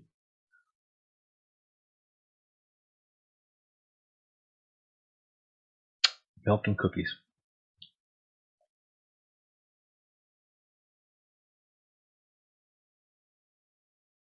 But I was told I have Peter Pan syndrome because I would come up with an idea after an idea after an idea, and I wasn't doing any of them. You know, I brought in who I thought were friends to help me with the ideas so I can make them happen because they were already successful with their business. And yeah, they would come in and patronize me for a few months, and then after that they would leave and then tell people behind my back what I was trying to do and put me down. And so then I would, give up. But this big one, ain't nobody gonna talk me out of it except myself. And with that said, unless your dream is honestly unrealistic, like honestly, really unrealistic, then any dream that you have, you can make come true. But like I said, if it's something that's truly unrealistic, then it's kind of like, well, keep that as a dream. And I couldn't tell you what one would be because, again, multi-million-dollar idea here, dream that I'm trying to do. So I couldn't tell you what one would be unrealistic. Unless, well, it's kind of a silly one. You want to start your own zoo in your backyard, and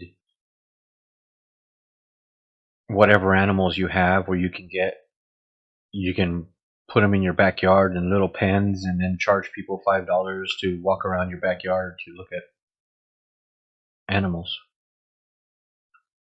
That's unrealistic because you're looking at health codes and animal codes and legal repercussions and all kinds of stuff. You know what I'm saying? So that's a little unrealistic. But if you want to start a zoo and you do it correctly, then go for it. You know what I'm saying? If you know how to do it correctly, and you're going to have a lot of uphill battle with animal activists and everything that are trying to shut down existing zoos. But I mean, if you have the land to do it at, if you get all your permits correctly done, if you can get a feasibility study and a business plan done that says that the area that you're in is able to have one and will have one, then sure, it can become realistic. If you want to start your own casino, for instance, here in Ohio, you won't be able to, because here in Ohio for casinos, you have zones. Okay, not building zoning where you have residential and commercial and retail. No. I'm talking about that they've divided the state into actual zones, and each zone has a permit of holding a certain amount of licenses for a casino. Here in our area, there's one, and that sits. Where is it? It sits about 2 minutes north of downtown. Okay, that's the MGM Casino with a racetrack. From here, you have Columbus that has one, you have Cincinnati that has one, and then you have Toledo that has one. I don't know of any others. But those are the only ones or the only places and properties that can hold a casino license. So you won't be able to start your own. Again, that becomes an unrealistic dream because you're pretty much screwed to try to get a permit. Which I guess it's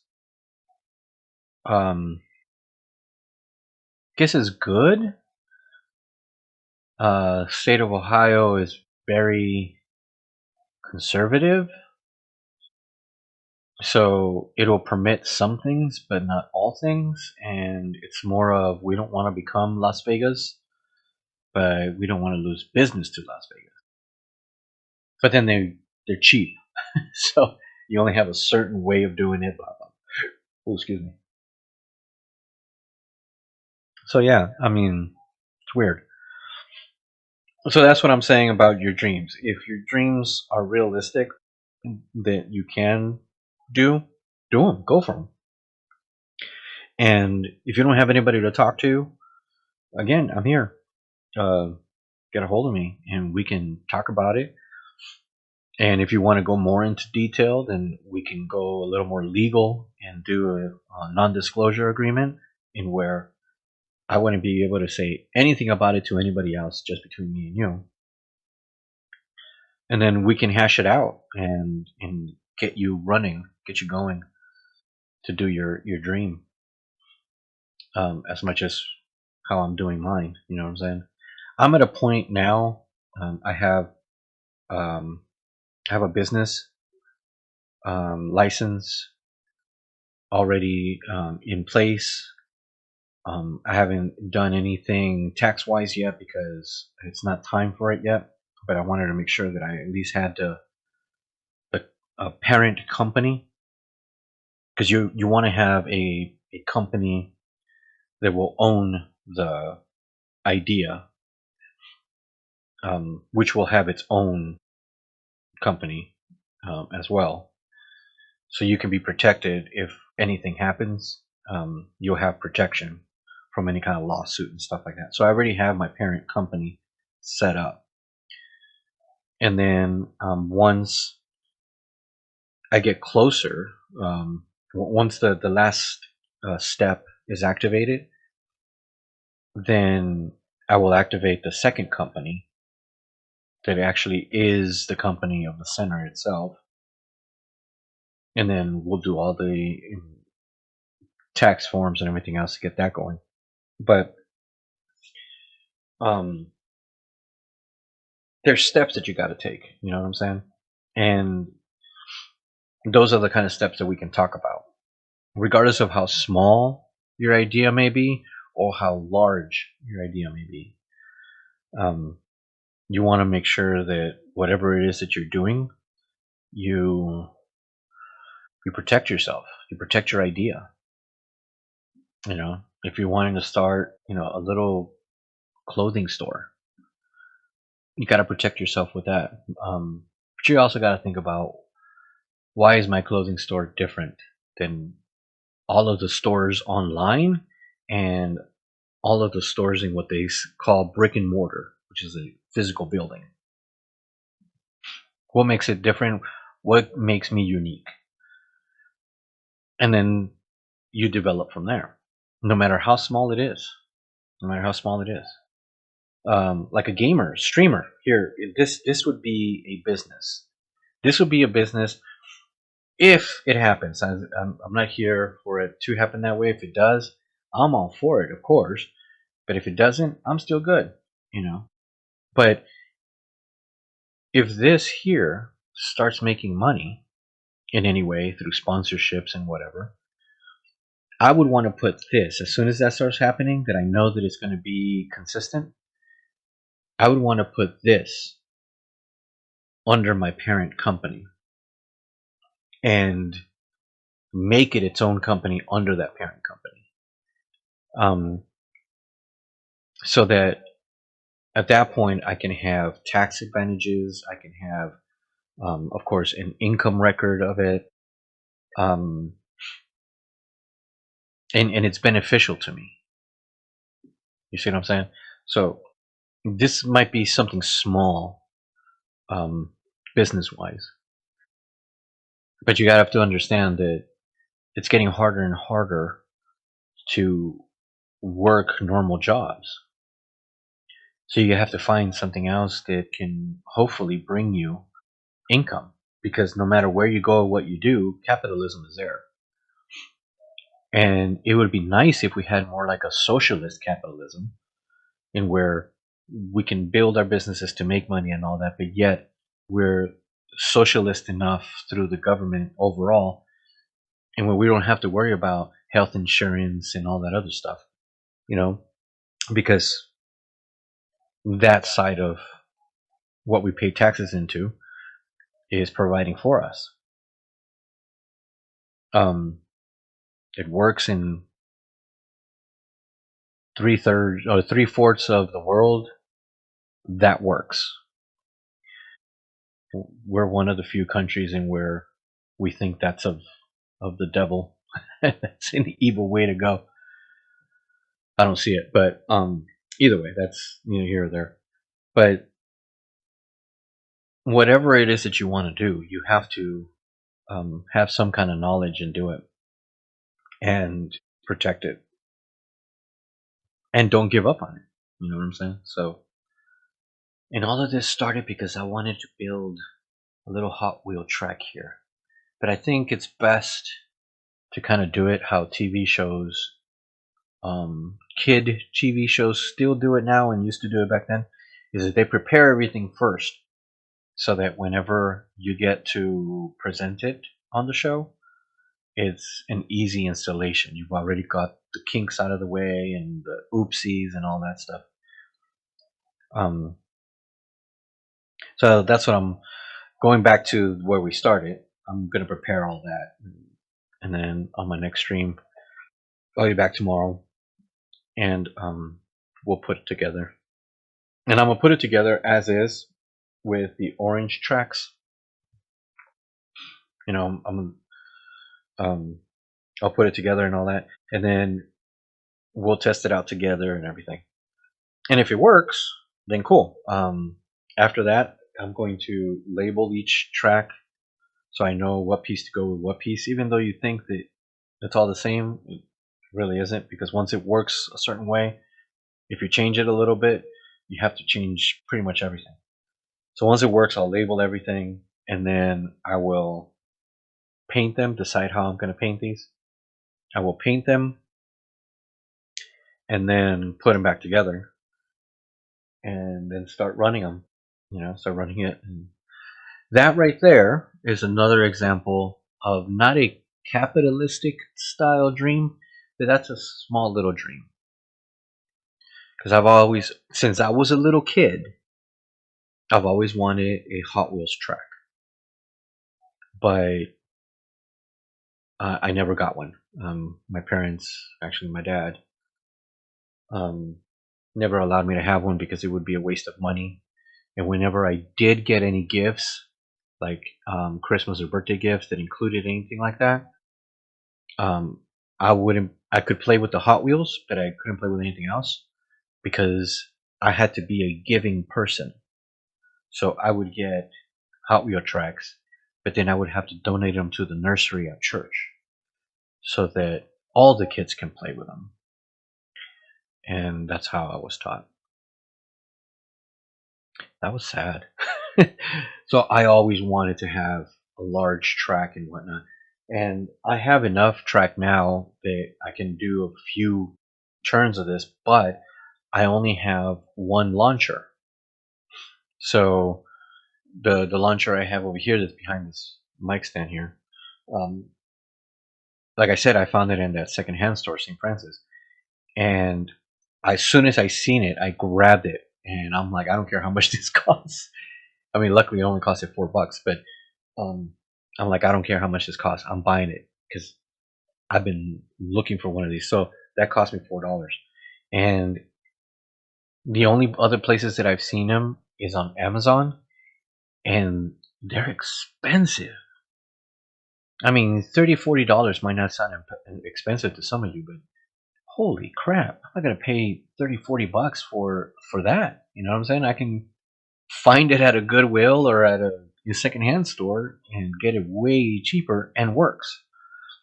So I got lucky and I found that, and I can add more, and I would like to add more, but I definitely need at least one more launcher in order for this one to launch it, start it, and then I can get it going. So I can probably do the launch on this side here, launch it out, take it through the back, bring it back here, and then have this loop over here like this, come down, launch again, and then launch this way, and then launch enough for it to go up like that, and then into this launcher again, and then zoom.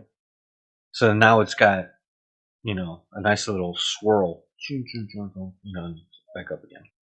So that would be cool. How I had it before, because I had the shelves, I had them going through. If you've seen it at stores, Myers has them, and that's over here, like in the east side. Um, who else? Who else would have it? Um, Anywhere that you buy toys, okay. Anywhere that you can buy big toys, you would see the Batman caves, the Bat caves and stuff, like different type of forms of Bat caves. I had the track moving through them, so they would be moving through the Bat caves and then doing this little turn and coming back. But I didn't have the launchers, so I really couldn't do it.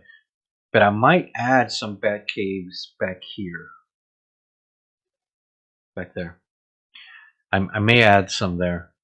To try to give character, Like I said, I have the collection here, Batmobiles, and then I can have some Bat caves there that are towards the background and where the cars go through, and maybe some, because I want to be able for you guys to see it. And then I'll have some webcams and stuff also there. I don't know. I'll set it up. I'll see, because I know I also have to be careful, because when the time comes, I have to finish this room, because I still have to put carpet on here and finish painting the walls and all that. So I think I'm gonna make this the last room I do. This may be the last room I do.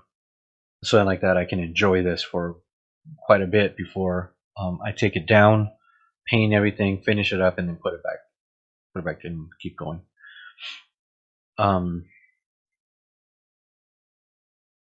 Yeah, I think, and I might change the direction. Instead of right now, the room is along this way, so it's 10 feet this way. I think it is. Because I think this is a 10 by 10, so it doesn't matter. But I think the direction of how I have everything set up, I think I might face it. The monitors and where you're seeing me are going to face the door, the exit, and then all of this is going to be in the window side, on this side. I don't know. I don't know. I'm not sure how I want to do this, because it feels like it's longer this way than it is this way. So I'm going to have to measure to see how long it is this way. And you know what? Let's do that. Gotta take a measure. So, we are going to measure real quick.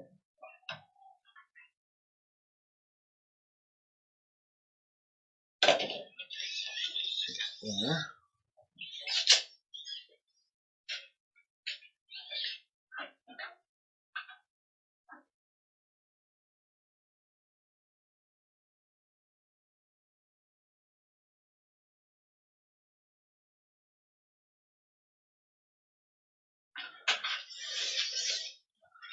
So, that might be how it is.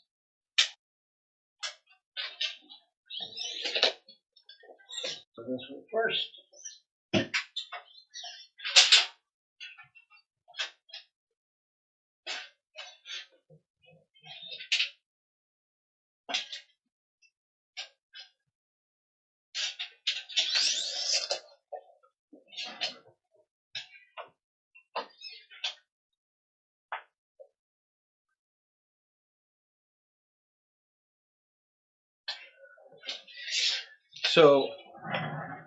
So, it is actually.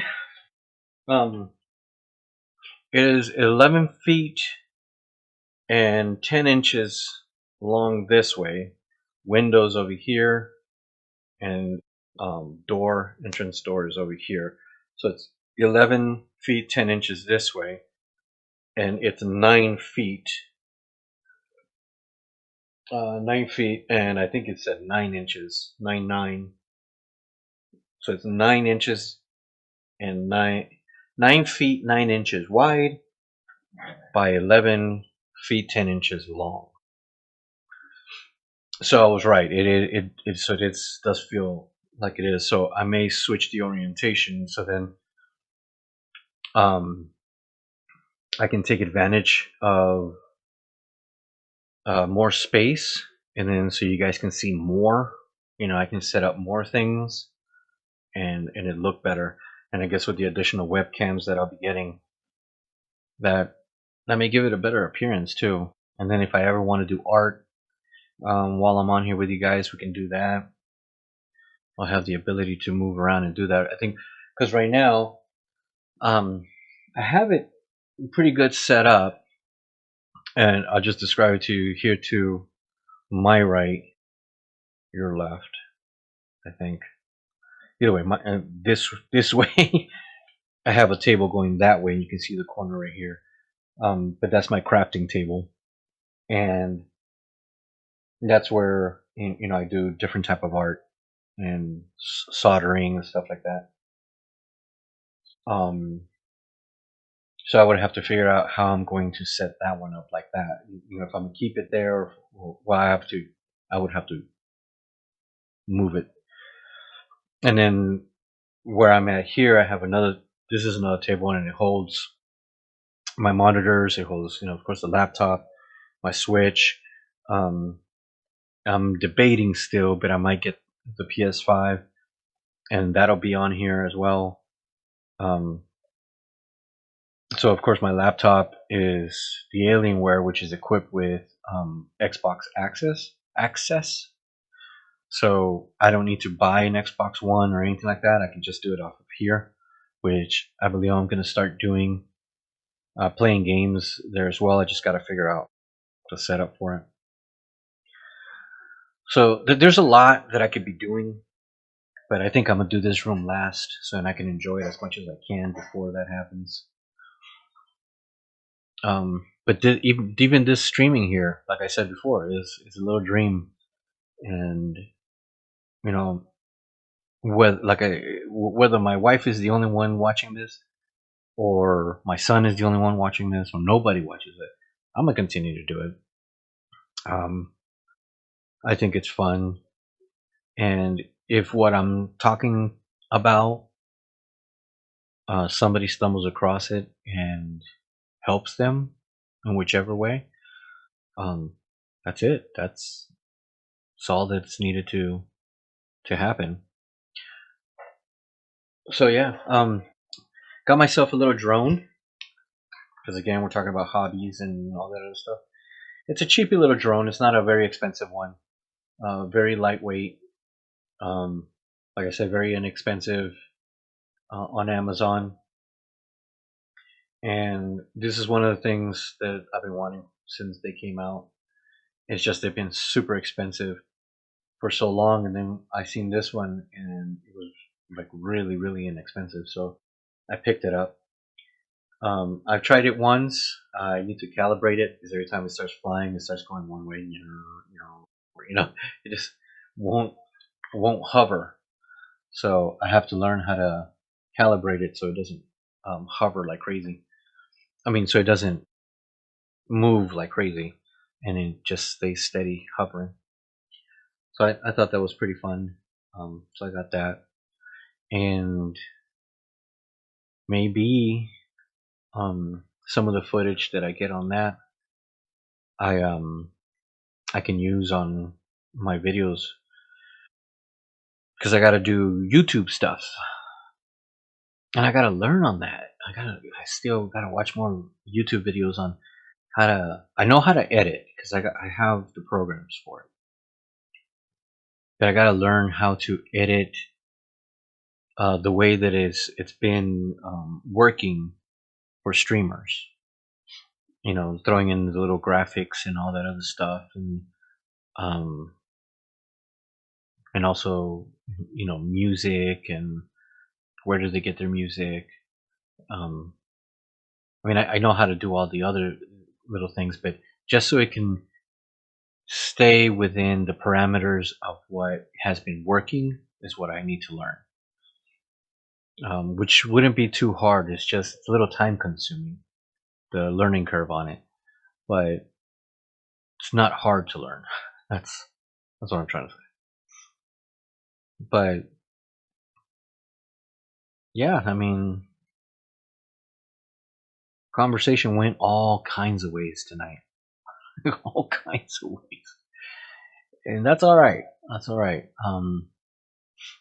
And if you stumble across this on YouTube, or if you watch this on a rerun on Twitch, uh, or wherever it is that you catch it, if you of course, by this point you'll catch it recorded.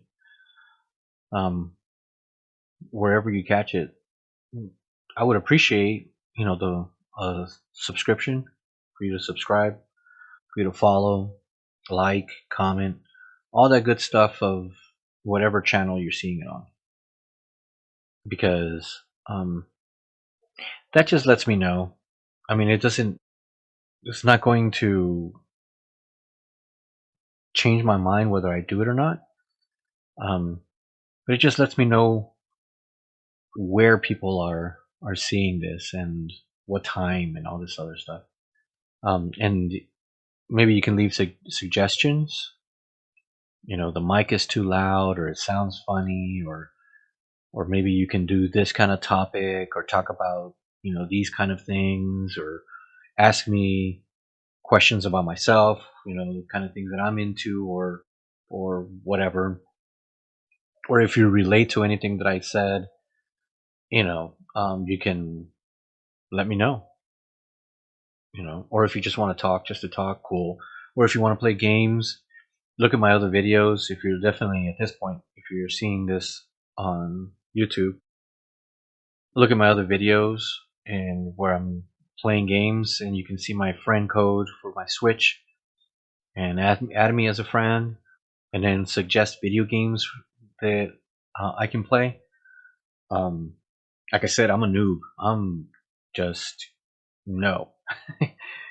um, but I'm doing this to have fun. So if I'm in there, I'm getting my butt kicked in Fortnite, or if you want me to do some levels, whatever you call them, for Call of Duty or Modern Warfare. I don't. Is Modern Warfare even still out?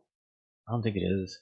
Um, whatever game is that you want me to play with you, just let me know, and then I can look into it and get it downloaded on whatever system that you want me to play on, and we can play.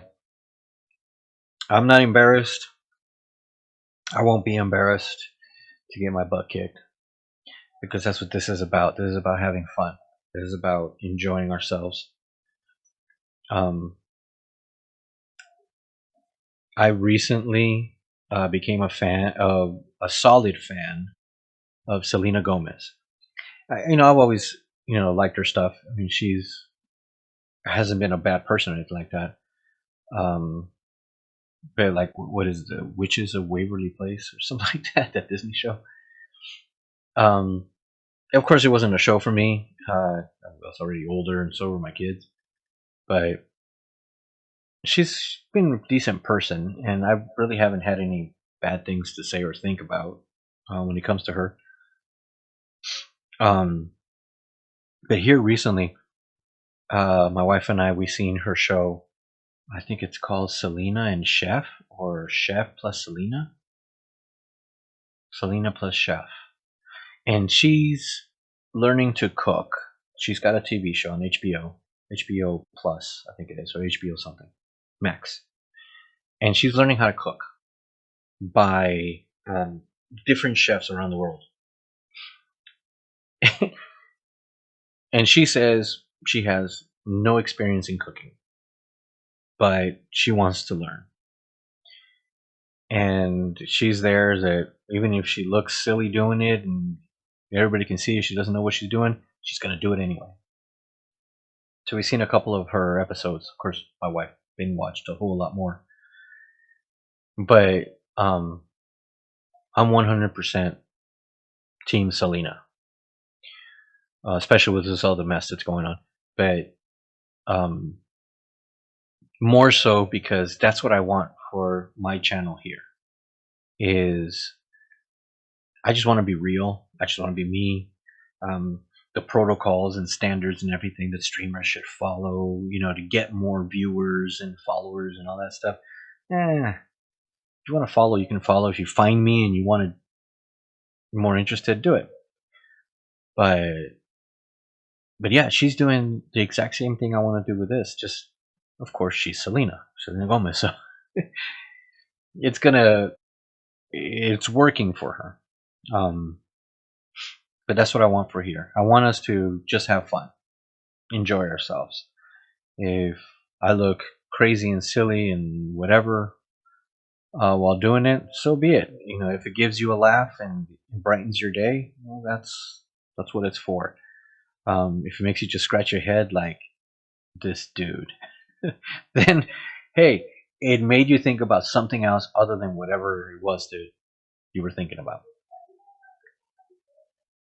And that's what this is about. So, and we can talk about serious stuff too. I don't know if I don't think we can do politics, and I really wouldn't want to do politics because I do have my own political views, but I really don't want to talk about them, because it always ends up in a I'm better than you, not between me to somebody else. It's just someone's always trying to prove, and I don't know enough about politics for me to really defend everything. I just have my own opinions on how politics should be. Same thing with religion.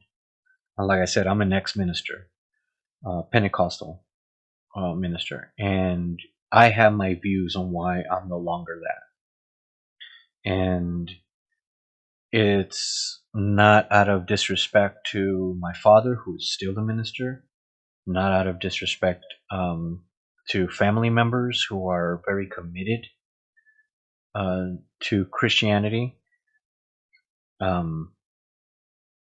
It's my own road that I've chosen to walk in regards to belief systems, and I've concluded that my opinion on that and my belief for myself on that is that if you want to believe what I believe, then that'll be your decision, your choice. I'm not going to try to convince you like Christians do or try to.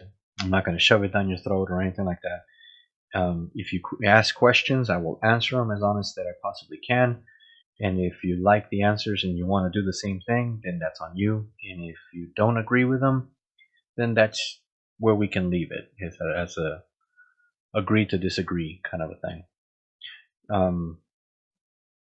But besides that, we can talk about other stuff. Life is full of so much that we can talk about so many things. Just this stream alone, I went into so many different topics because, again, not medically diagnosed, but seems like I got the symptoms of ADHD and I'm running everywhere. I have to slow myself down so what I'm saying fits what I'm thinking, um, and then you can understand it, or else what's the point, right? Um, and like my tag name is Redness, the gaming realtor. I do real estate. If you have any questions on real estate, ask me. And if I don't know them, because I don't know everything, I've been doing this since 2017. But if I don't know them, I will find out for you, and I will give you those answers, and I will try to make them as um, I don't know, informative as I possibly can. But let's talk real estate. Why not? Let's talk investments. Let's talk commercial real estate. Let's talk residential real estate. Whatever it is you want to talk about. Games. I don't know much about games, but I love to play them. You know what I'm saying? I've been playing them since Atari. Most of you don't know what that is, but if you do, good. I'm glad. Those that are my age didn't know them. You know, so and I've not been playing them like solid playing, and I'm an expert in all that. No, whenever I got the chance, because I didn't have them myself, I would have to either go to cousins' houses or friends' houses and play them there, or play the arcade games in different stores or restaurants. Um, I would play with them and I would suck, but I would never stop. Just like now, I can play the games. I will suck, but I will keep going. And if you guys have stuff that you guys want me to do, like I said, suggest them. I like platform games. Not good at them, but I like them. Um, First person shooters, I am terrible at first person shooters. My son said that Fortnite is a third person shooter, so or something like that. So I'm terrible at those. Anything that has to do with like I'm aiming. I mean, I don't know what it is that my thumbs are they move too much or something. I don't know what it is, but um, I can do it, uh, but I will suck at it. And if you want to be on a team, I'm going to be the first one to die or the first one to get you killed. So, in the sense of in the game, because you know how it is with this internet stuff. Yeah, I mean it's weird, but I love doing it. So whenever you see this, if you ever see this, join me. Join me. Let's have some fun together.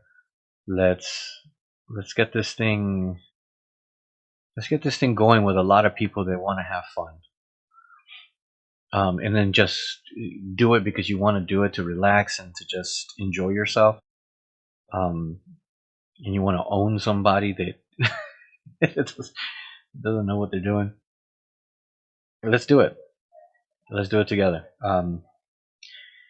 I've been trying to say goodbye for like 20 minutes now, 24 minutes. See what I mean? I'm saying something and it triggers something else, and I just keep on going. And I think that's what made funny joke. I think that's what made me successful when I was a minister, being on the pulpit preaching, because I could keep talking and talking and talking. Let's not do that here. Let's go ahead and cut it now. So thank you very much for being here. I'm gonna try to do longer ones as we go along with gameplay and stuff like that. And if we get more people chatting in a conversation together, we'll definitely be here as long as it takes. I'm good with that.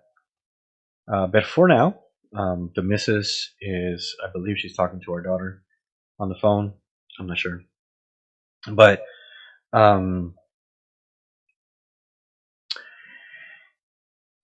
I've enjoyed it. I've enjoyed tonight. It's just a little escape to talk about everything and yet nothing. So I'm good with that. It's saying I have 3% left on my mouse. Look at my, see, this is how noob I am. I have this mouse. You guys apparently have some crazy gaming mouse, which I need to update. I know, but not now, later.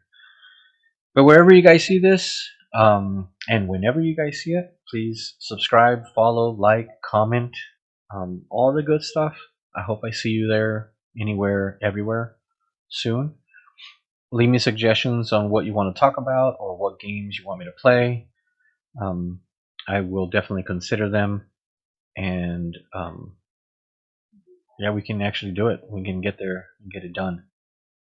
So for now, here where I'm at now, it is nighttime. Oh wow, it's earlier than what I thought it was, but it's 8:22 at the moment where I'm at. So I hope you have a great night, or a great morning, or a great day. Either way, enjoy yourselves, and hopefully I'll see you in the next stream. You guys take care. Thanks.